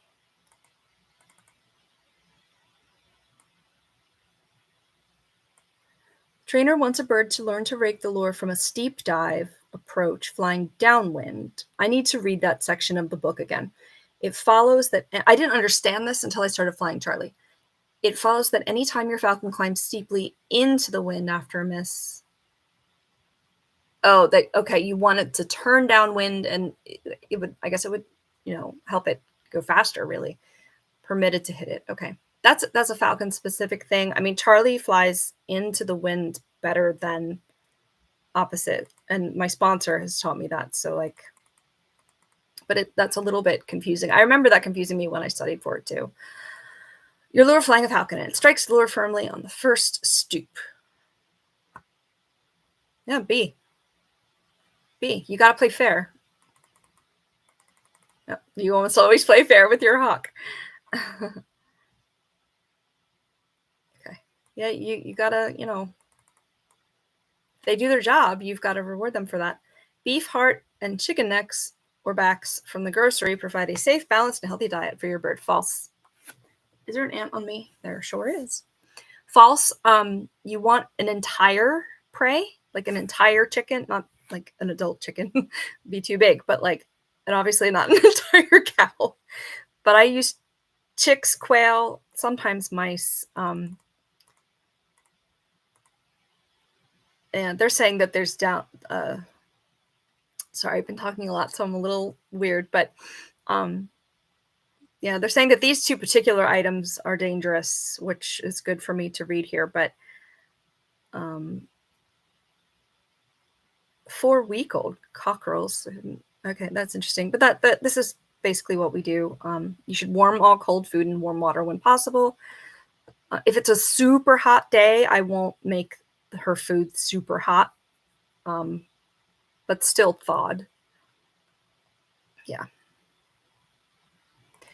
Yeah, you got to provide a full diet. Oh, I just went way too far, but I'm going to go back down. I didn't look. As a general rule, the dark colored meats are of high caloric value for raptors than the white meats. True, right? True. Yeah. That's related to the rabbit versus whatever other meat it talks about earlier. Some of these are definitely repeats. A raptor maintains its weight on 2 ounces of whole pigeon per day. If fed 2 ounces of rabbit per day, the falconer would expect the raptor to lose because, yes, rabbit is less dense than birds or most birds, so it would lose weight. C. I don't think it's D. I think it's C. Yeah. I don't feed them pigeon. We never have. It's been quail or chicks. But mice a little bit with Charlie. Because I have them for the snakes. So they make little snacks. Okay. What's next? What's next? Let's keep going. Keep going. Keep going. Captive raptors require more food energy per day. Yes, A. Yes, B. Yes, C. So the answer is D, all of those. A good tiring. This is when you give them stuff to like pick at, but they don't necessarily get calories from it. Game, bird, wing. The wing is mostly feathers. It doesn't provide as much caloric value. So D. I'm just going to let you make sure you can see that whole thing there if you want to pause it for your own studying purposes. Most raptors drink water. D. D. Charlie soaks her foot every day, though, which is good for her with her wonky foot. Yeah, you need to provide water for them. They get a lot of water from their food. I provide a bath pan less in the winter because it's going to freeze over, and Charlie will go sit in it and then freeze overnight. So I have to be careful. It's individualized, but they need water. It's important. I also can spray a spritz bottle into her mouth. She knows how to like drink from the bottle. Hawks should have drinking water provided for them every day. See.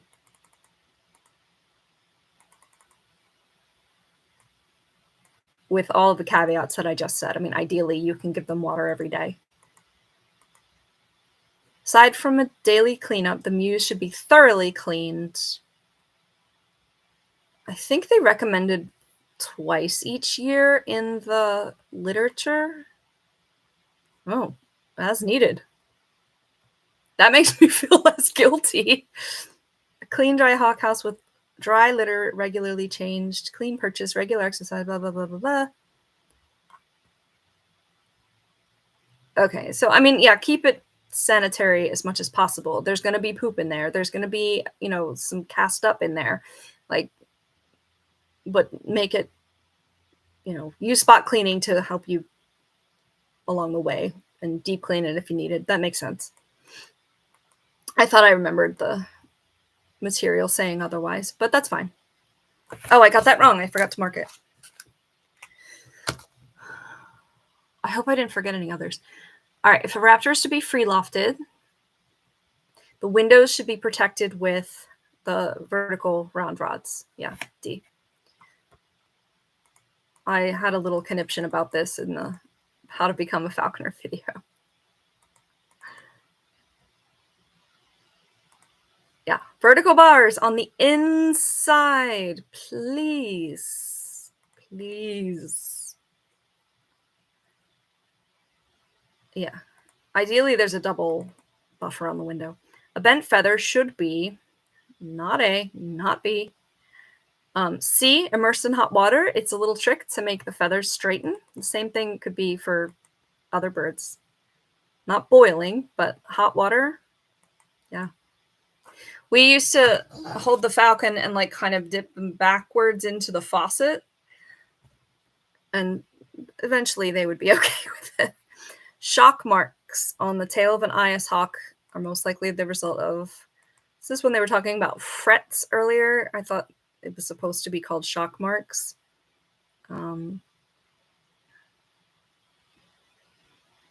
think it could be A, B. Since it can be A and B, I'm going to go ahead and guess that it's D, all of the above. Yeah.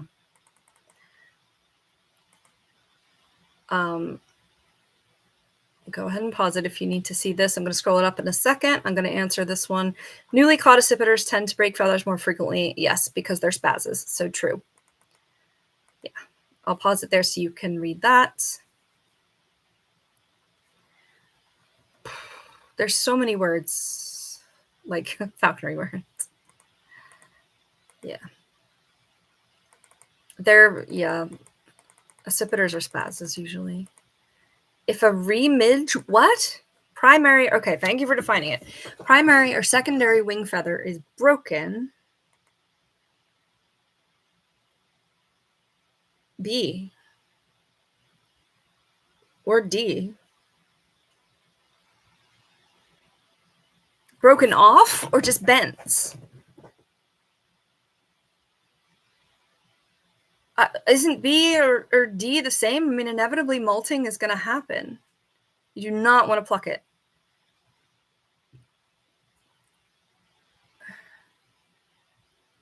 I'm going to say B. A?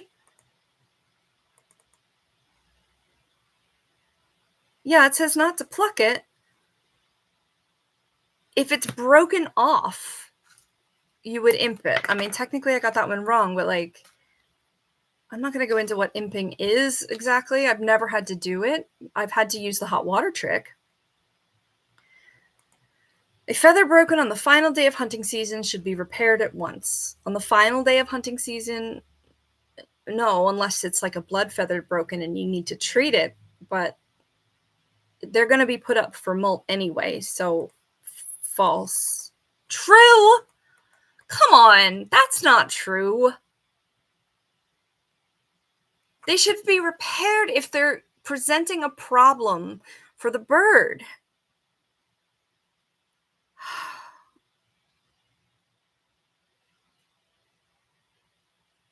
All right, I get that second part. Any old feather that is broken thus becomes a peril to a new feather because it does not provide support or protection as it grows. I get that. I'm just going to count it as wrong and move on. I'm not going to fuss over it because it depends on situations. It just does. It just does. If the feather is slightly bent, try the hot water trick. You know, if it's near the tip, you could clip it carefully with the aid of your sponsor. True or false, the ideal imping plug is a metal needle. False. It's actually bamboo, yeah. You can read that here. I've never had to imp. We've just fixed the feathers, but fine. In a cross section, an imping needle should ideally be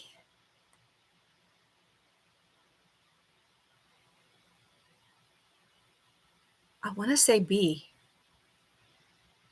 I mean, round would make sense because the feather is round, but I feel like there was some benefit of having it like, because it expands when it's, it seems like it should be A, but my first instinct was B, but the answer is D. I would never have guessed C or D.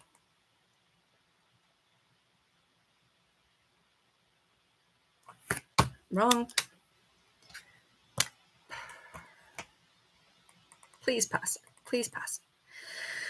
Best way for a beginner to judge raptor's condition is by daily weighing it. Weighing it. B. We had that one already. Novice falconer should weigh his or her bird every day. A. Let you pause that there. And let's just keep going. There's a lot of questions in this section too. I had no idea it was this long.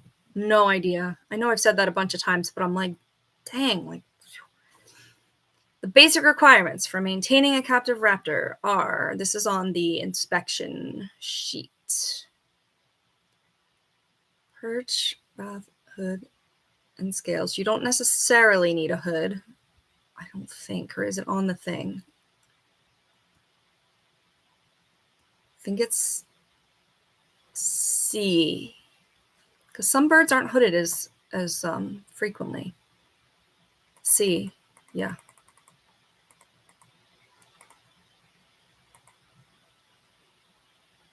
All right, here's another trapping question. The most effective method of trapping large, non-migratory raptor species.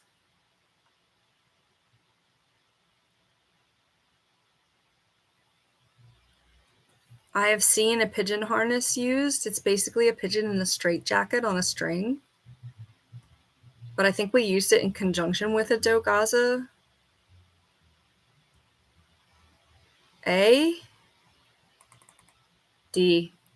Didn't I say that first? I did. I got 20 wrong at this point. No, 40. Wait. 5, 10, 15, 20. I got 40 wrong at this point. I'm just writing section 5.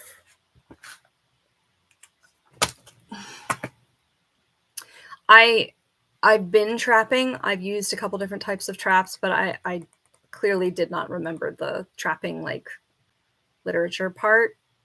It's the kind of thing where like if you're about to do something, you read up on it and you make sure that like you know what you're doing before you do it. I mean, I'm still doing unfamiliar things with other falconers that know how to do them, so. Oh, tossing a harnessed pigeon from a moving vehicle is restricted by law. I mean, yeah. That paragraph kind of makes me mad. The mist net is also known as the, it's got to be Phi trap because I think I know what the other two are. Or it's one of the above. Isn't a mist net known as a mist net? I'm going to say C. No, D. Crap. Running out of room. Not really.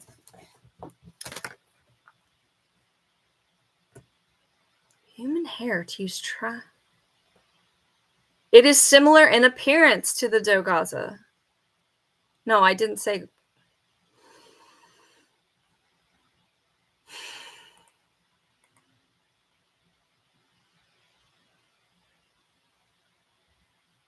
All right, the Phi trap used in India consists of a circle of relatively large nooses around a bait, pigeon, or other live lure. Okay, noted for future use.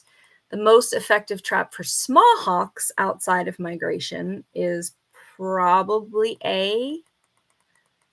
Woohoo, I got it right. Holy crap, I have no idea what this question even means. H.J. Slagepers? Cannon? What the heck? This is a falconry history equipment question.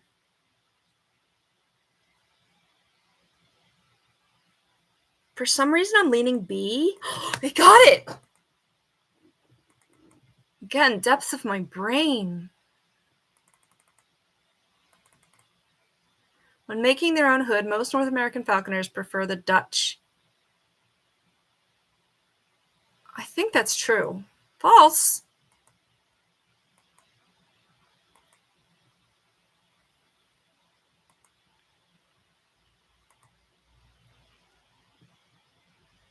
Dutch hoods have recently become more commonly made and used. We have Dutch hoods.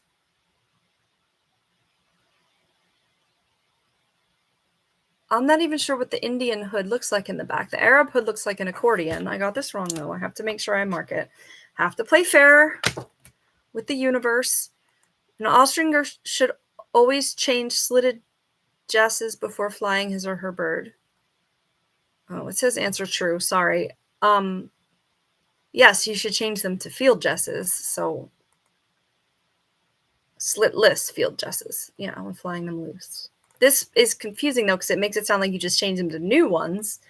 I mean, which is also helpful, but all right. This stuff, read this paragraph because there's a lot of stuff in there that you should know. You're studying for this. Oh my God, is this ever going to end? I think we're in the last section, though, right? Yeah, before the rules and regs. Just bracelets that should be anklets that are too narrow are dangerous because we already had this question.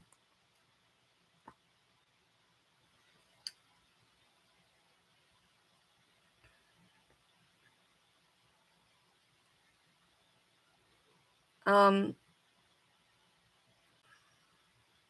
going to go with D. I mean, some of them are kind of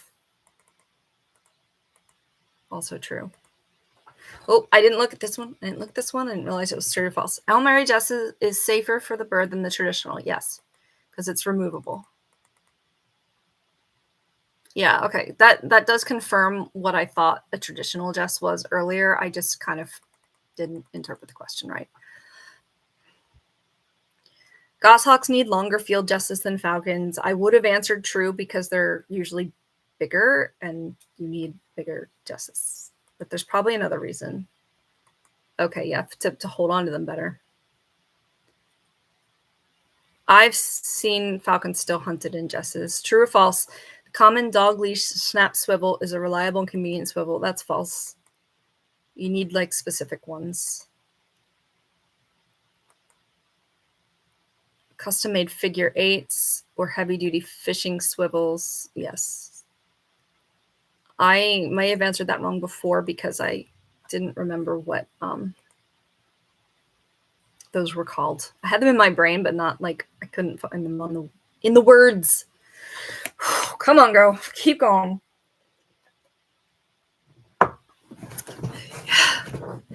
For education.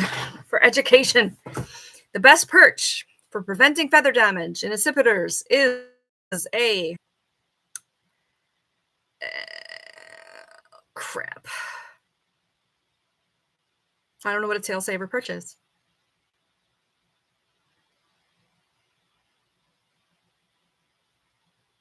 I'm going to say bow perch C. Nope, it's B. The one that I didn't know what it was. Fine.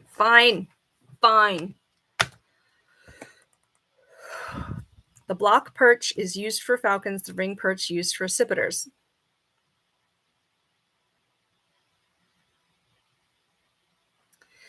The best perch for preventing feather damage in accipiters is a ring perch. Ring perch. I still got it wrong. But what the heck?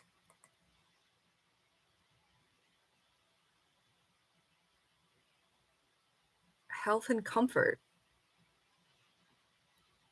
I guess D. Yeah.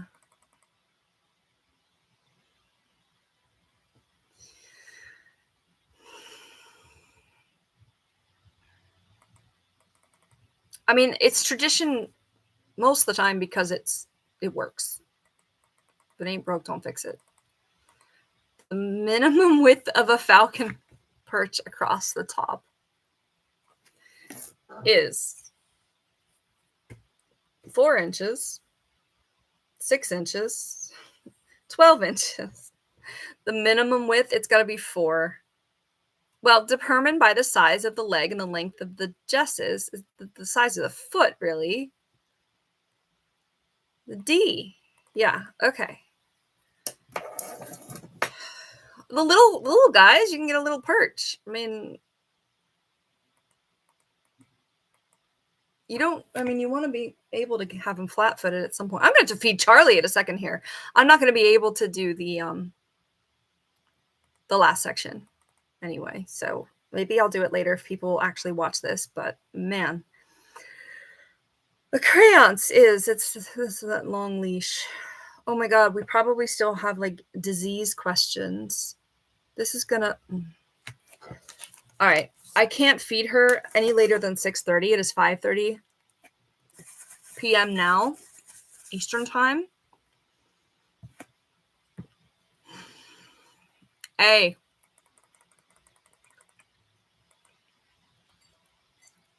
Hold on, let me just. Okay, that's what I thought. True or false? Oh, I didn't look at it.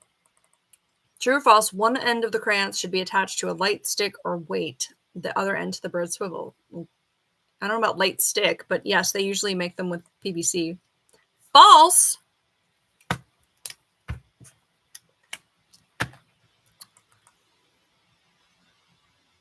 Do not tie the crayons to the swivel.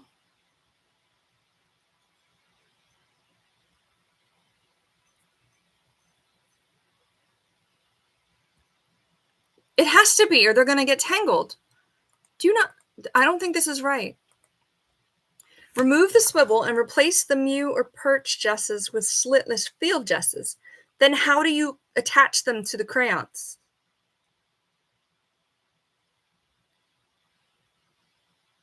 The crayons should pass through the small holes punched in the end of the field jesses. Field jesses don't have holes.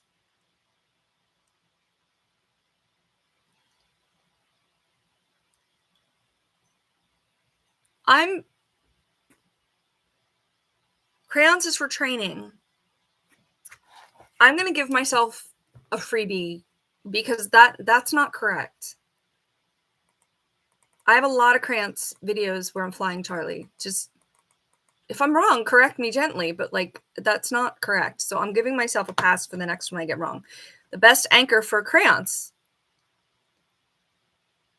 What the hell? I think it's going to be A. This is like if you don't have the modern stuff that's like sold. Come here, baby. You're a good boy. Yeah. You have enough food, I'm sure. Yeah, you're a good boy. This one says you should attach it to stuff. In the field, it is important to have the following. Bells, Lord Justice, D. Yes, D. A lure with a weight attached is almost always preferred to a one-piece lure. True.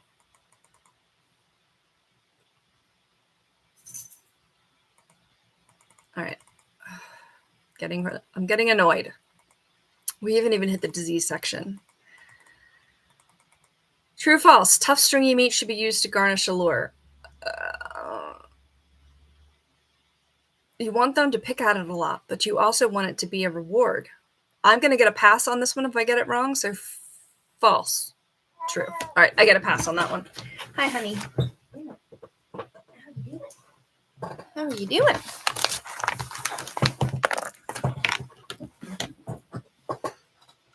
My blue-eyed beauty, huh? Let me back up, and then you can go on my lap. Yeah? Okay. I'm dying. I'm dying. It stays there and cannot be eaten quickly. Chicken heads. A snap hook. Yeah, this is a little bit old school here, but okay. There's better ways to do this, but I get a pass on that one because bells are most needed.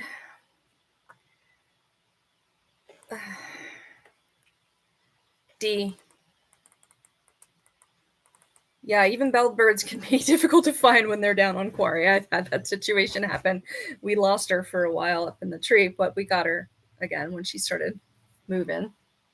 True or false? Ideally, when a pair of hawk bells is selected, both bells should produce identical tones. This is false. They should ideally be different tones. And it depends, like certain tones carry different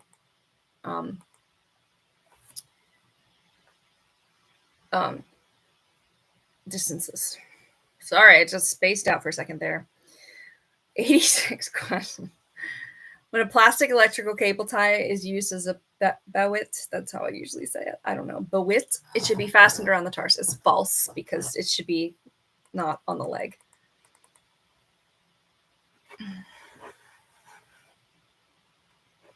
Yeah, that should be attached to the chest. That's what I have for Charlie. My red tail. A Yagi? What the heck?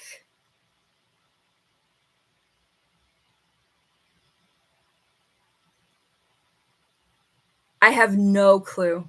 I don't even have a guess.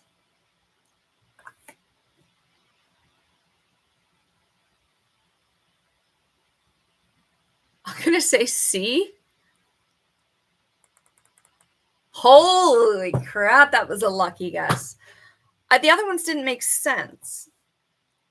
I've never heard it called that, but that's fine. Under field conditions, tuning to the weak response on a telemetry unit is something the falconer should recognize. Don't you want the strong response? False? True. That was a guess.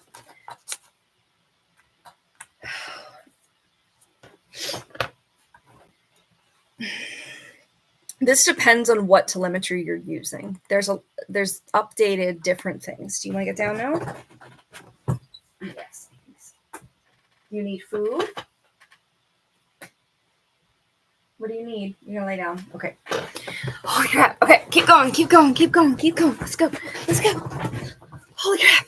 Okay. Yeah, telemetry is a bit different now. Frigid temperatures are likely to alter both the dial settings and the transmitter. I'm going to say true for that. Yeah. I do not have telemetry of my own, and I haven't been using it with Charlie because we deemed it not necessary. It's also expensive. I have it on a list of stuff that I want to get. Hackboard is likely to be used with Anias, A. Yeah. Because it's before they become a passage bird. Halsbands. This is ancient. Hunting with a ferret and a red tail.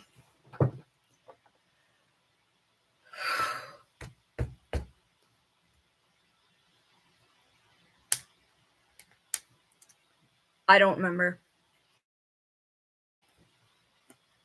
From the first, not fist.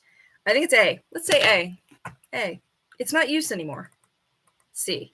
East Indian device. Cord. So dog goshawk from the fur. This is another stupid question. But technically I got it wrong, and fair is fair.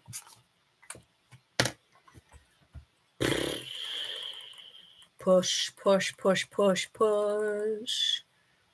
Health. I thought the next one was the thing. I have to keep going. I have to. That was 91 questions right there in that section alone. Holy crap. I knew there was going to be disease questions coming up. Guys, I thought this was going to take at max 2 hours. It's been 3.5. I'd rather have it all in one place, though. All right, let's go. Let's go. This one should be a little easier as well. Electrocution is often a preventable death. A, yes. B, yes. C, yes. So the answer is D. Aspergillosis affects the respiratory system. C. You're just going to have to look that one up. I'm not medical enough to explain it. Internal parasites affect the digestive system. A. Frounce affects, it's usually in the mouth. I think A. Yeah. Bird most likely to suffer from fits, which is another synonym for seizures in some areas of the world. A sharp-shinned hawk, they're spazzy for a lot of reasons. Aspergillosis is seen in any of the above. I think it's a fungus that's in the environment. The most common disease your bird could acquire from a wild mourning dove is frounce. We used to treat them for frounce all the time at the Wildlife Center. Bumblefoot may be caused by A and B, so the answer is D. Also, a broken leg that Charlie has that we found her in the wild, so she's uneven. So she has it a lot, especially in when it's dry and stuff in winter. Your bird is at the low end of its flying weight, so you feed him a large meal. The next day, he still has a crop and foul-smelling breath. You recognize this as sour crop. Your first treatment should be probably B. I don't know what Ancabon is. I've heard you can actually give them Pepto, but I'm going to say B. Yeah. I mean, vet is always the best, answer. Your bird feeks after eating and warbles on its perch. I still haven't figured out what warble means. You notice he tends to stand on one leg. They always feek after eating.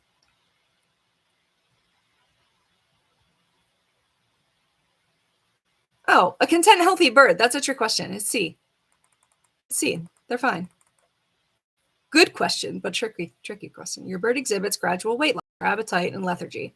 His mute appear normal, and his mouth, throat, and feet appear normal. Your bird most likely suffers from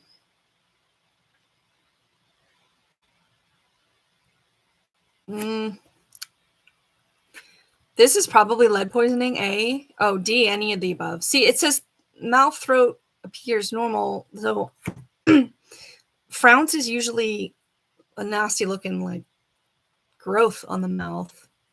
And the mutes appear normal, so I didn't think it was parasites. So I disagree, but I got that one wrong technically. While raising your first eyes, you notice it has developed bent legs. He then starts stargazing. A and B. Stargazing is when they like their neck is kind of bent back and they're like they look like they're trying to look up, even though it's more of a neurological thing. Your bird suffers a broken leg while crashing into thick cover. The small town you live in has no veterinarian with any experience in raptor medicine. You need to find a vet. The best way to prevent this scenario. C. That's what I just said. C. You gotta have one. An American kestrel is most likely to die from, honestly, C. Your new passage bird has lice crawling on its feathers. Those are feather mites. You should administer. No. No. D.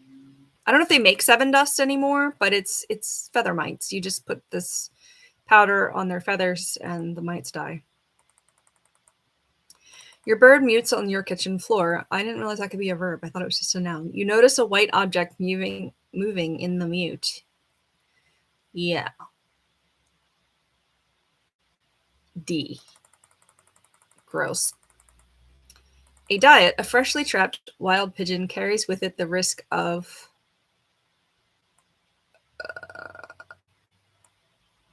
pigeons are susceptible to Flounce. I think C was mentioned earlier, so I think the answer. Oh, it's showing. I was just about to answer D. You heard me about to say cheesy plaques in the mouth. That's Flounce. That's Flounce. B. It's gross. While flying a bird, a wild raptor comes in and crabs with your bird. When you retrieve your bird, you notice blood on its thigh. You should. B. Try to stop the bleeding. You should carry styptic powder with you. A green mute may be indicative. It's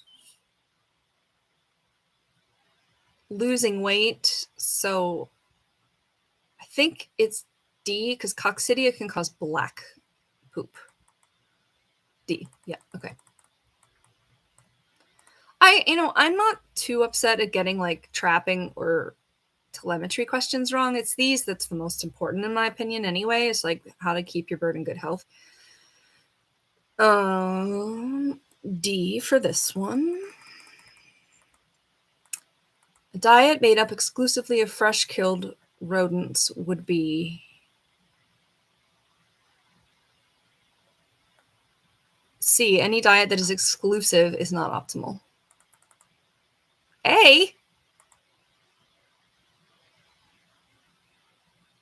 A varied diet is optimal. Any diet that is exclusive is not optimal. I'm not marking that one as wrong. It directly contradicts itself. I didn't look. I just want to get this done. And we're on page 91 of 142, but I'm hoping there's a lot in the end that we're not going to do. It's best to feed your bird whole prey with intestines intact because intestines are rich. This is actually false. Intestines have poopy in them. So sometimes you have to rip out the intestines. Some animals more than others. It's gross. It's icky. That's what falconry is.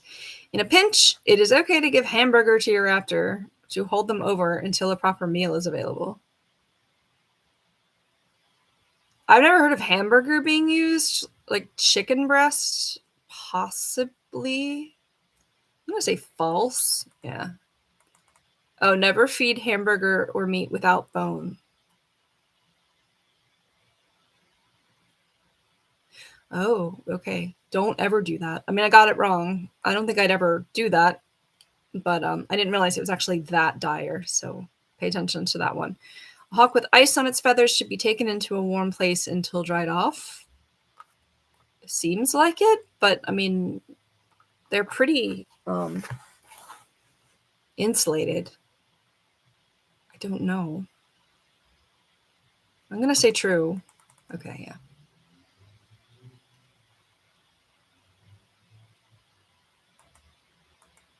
Yeah, I don't know. Hypothermia is below normal body temperature. Hypothermia. Yeah, true. Hyper is a lot. Hypo is little. As a general rule, the smaller the species of raptor kept for falconry, the easier it is to maintain. False. Pay attention to that one. Notice how this doesn't have red-shouldered hawk on it, like in that section. The morning after a bird is captured, a mass is found under her perch. It is rounded on one end, tapered on the other. It is gray and covered with mucus. This is her cast. It's the pellet. Yeah, regurgitated. C. It's casting. I have a video on that. A creamy white mute with a small black center is a good indicator of a healthy raptor. D. Should look like that. True or false? The cloaca is the posterior chamber in a bird through which a mute passes. I don't know about calling it a chamber, but that's the cloaca is the way they poop, pee, and lay eggs. So true. Yeah. I didn't know it was a whole chamber. Oh my God, keep going. Come on. We got to be done. Definitely not doing the last section. Sorry, but I'm definitely not doing it. A small greenish mute from a bird that seems otherwise healthy is indicative of C. It can be normal. It can also be bad, but you got to, be careful. Washed meat is used to D. Hawks should not be exposed to extended rains because it may chill and lower resistance to several diseases. C, yeah. Could weaken the justice too, but that's not as important unless you're, needing it not to break. While coping, a bit too much is cut away and bleeding results. Which of the following is true?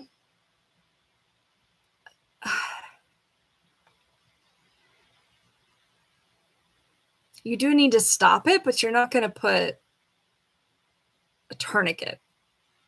I mean, D, there's usually no treatment, but I do use styptic powder.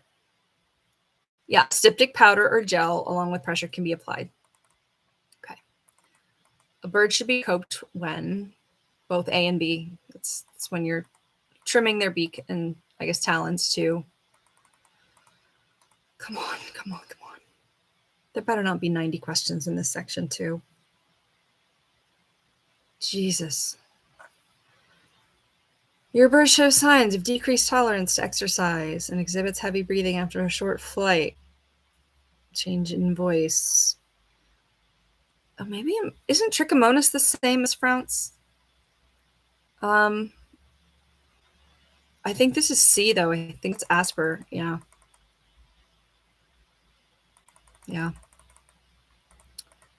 So the following are true.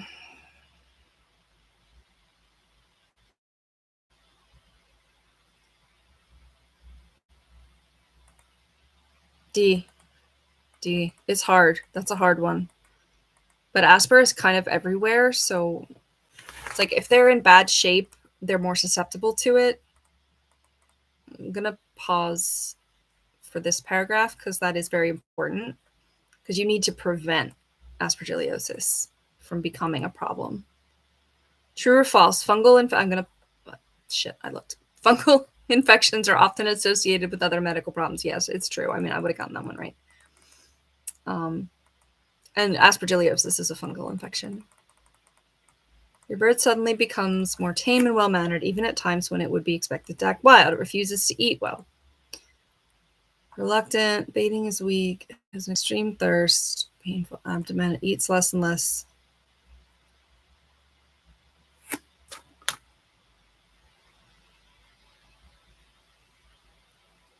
This sounds like aspergillosis, but it's respiratory for that.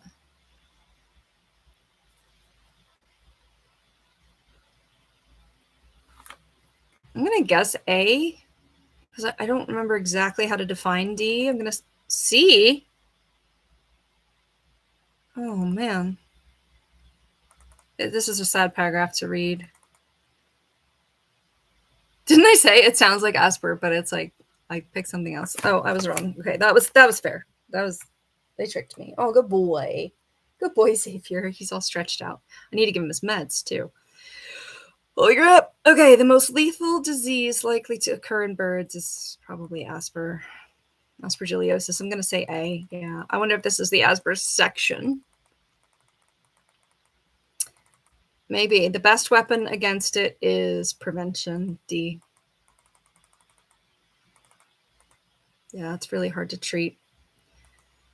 Asper is most frequently seen in...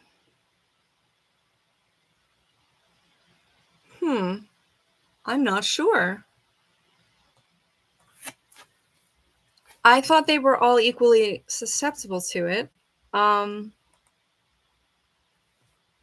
just scrolled down by accident, but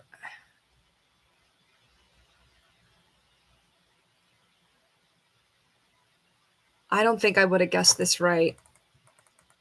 Arctic and subarctic regions seem more susceptible. I'm going to mark that as a false one, or as a incorrect one. Pneumonia, maybe, because I'm confused. I know how, like, the black poop thing with coccidia, but I don't remember much else about it. I'm going to say C here. Yeah. Because they are similar symptoms. Coccidia is the disease caused by, yeah, A. Yeah. Okay, so I thought it was GI, but like lower down than the, whatever. I don't want to do this anymore. Coccidia are transmitted. All of the above, D.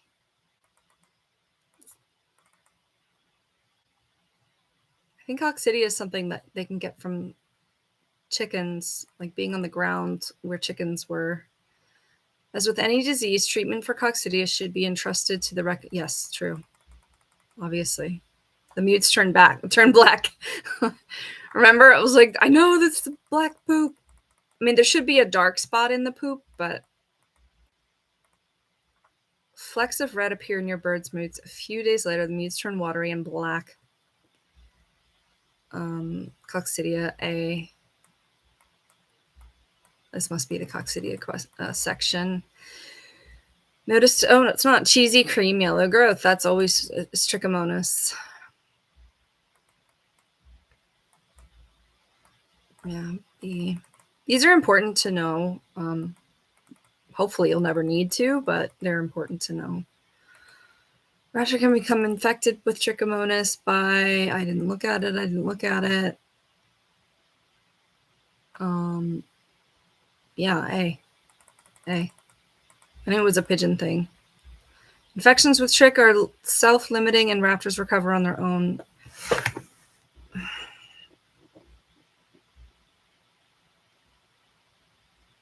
You gotta treat them.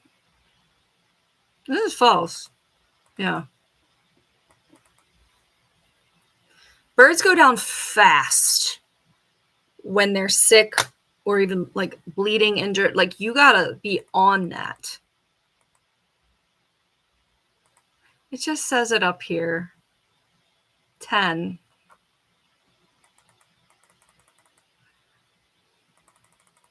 Come on. The most practical weapon against Flounce is, I think, Emtril? Ivermectin is for, yeah, see, Emtril. That's the only one I recognize other than ivermectin, and that's used for parasites, not for COVID. Do not take a parasite medication for COVID. Holy crap, that drove me crazy. Another drug called Flagyl. Okay, yeah, it reminded me of Flagyl. We used to use Flagyl for that. In birds, West Nile virus is acquired following bite from an infected mosquito. I think that's true. Yeah, that's how we get it too. I think. I'm not a doctor. West Nile virus infection. This is new. This wasn't on the thing before. In raptors causes they're not resistant. I think A. Yeah. You got to really watch and know what your normal behavior of your bird is. Can we please don't have 90 questions. I'm going to have to like step away and feed her. I've got food defrosted. I need to go out and give it to her real quick. And you're being so patient with me. Yeah, I need to give you meds too. I might have to step away like quickly and do that. This is insane. 4 hours. I did not expect this. I did not at all. Small bruise or corn, doesn't really matter what else it says. It's bumblefoot. I know bumblefoot very well because Charlie has it chronically. It's not always present, but I have to treat it frequently. Easily treated of no concern to falconers. False.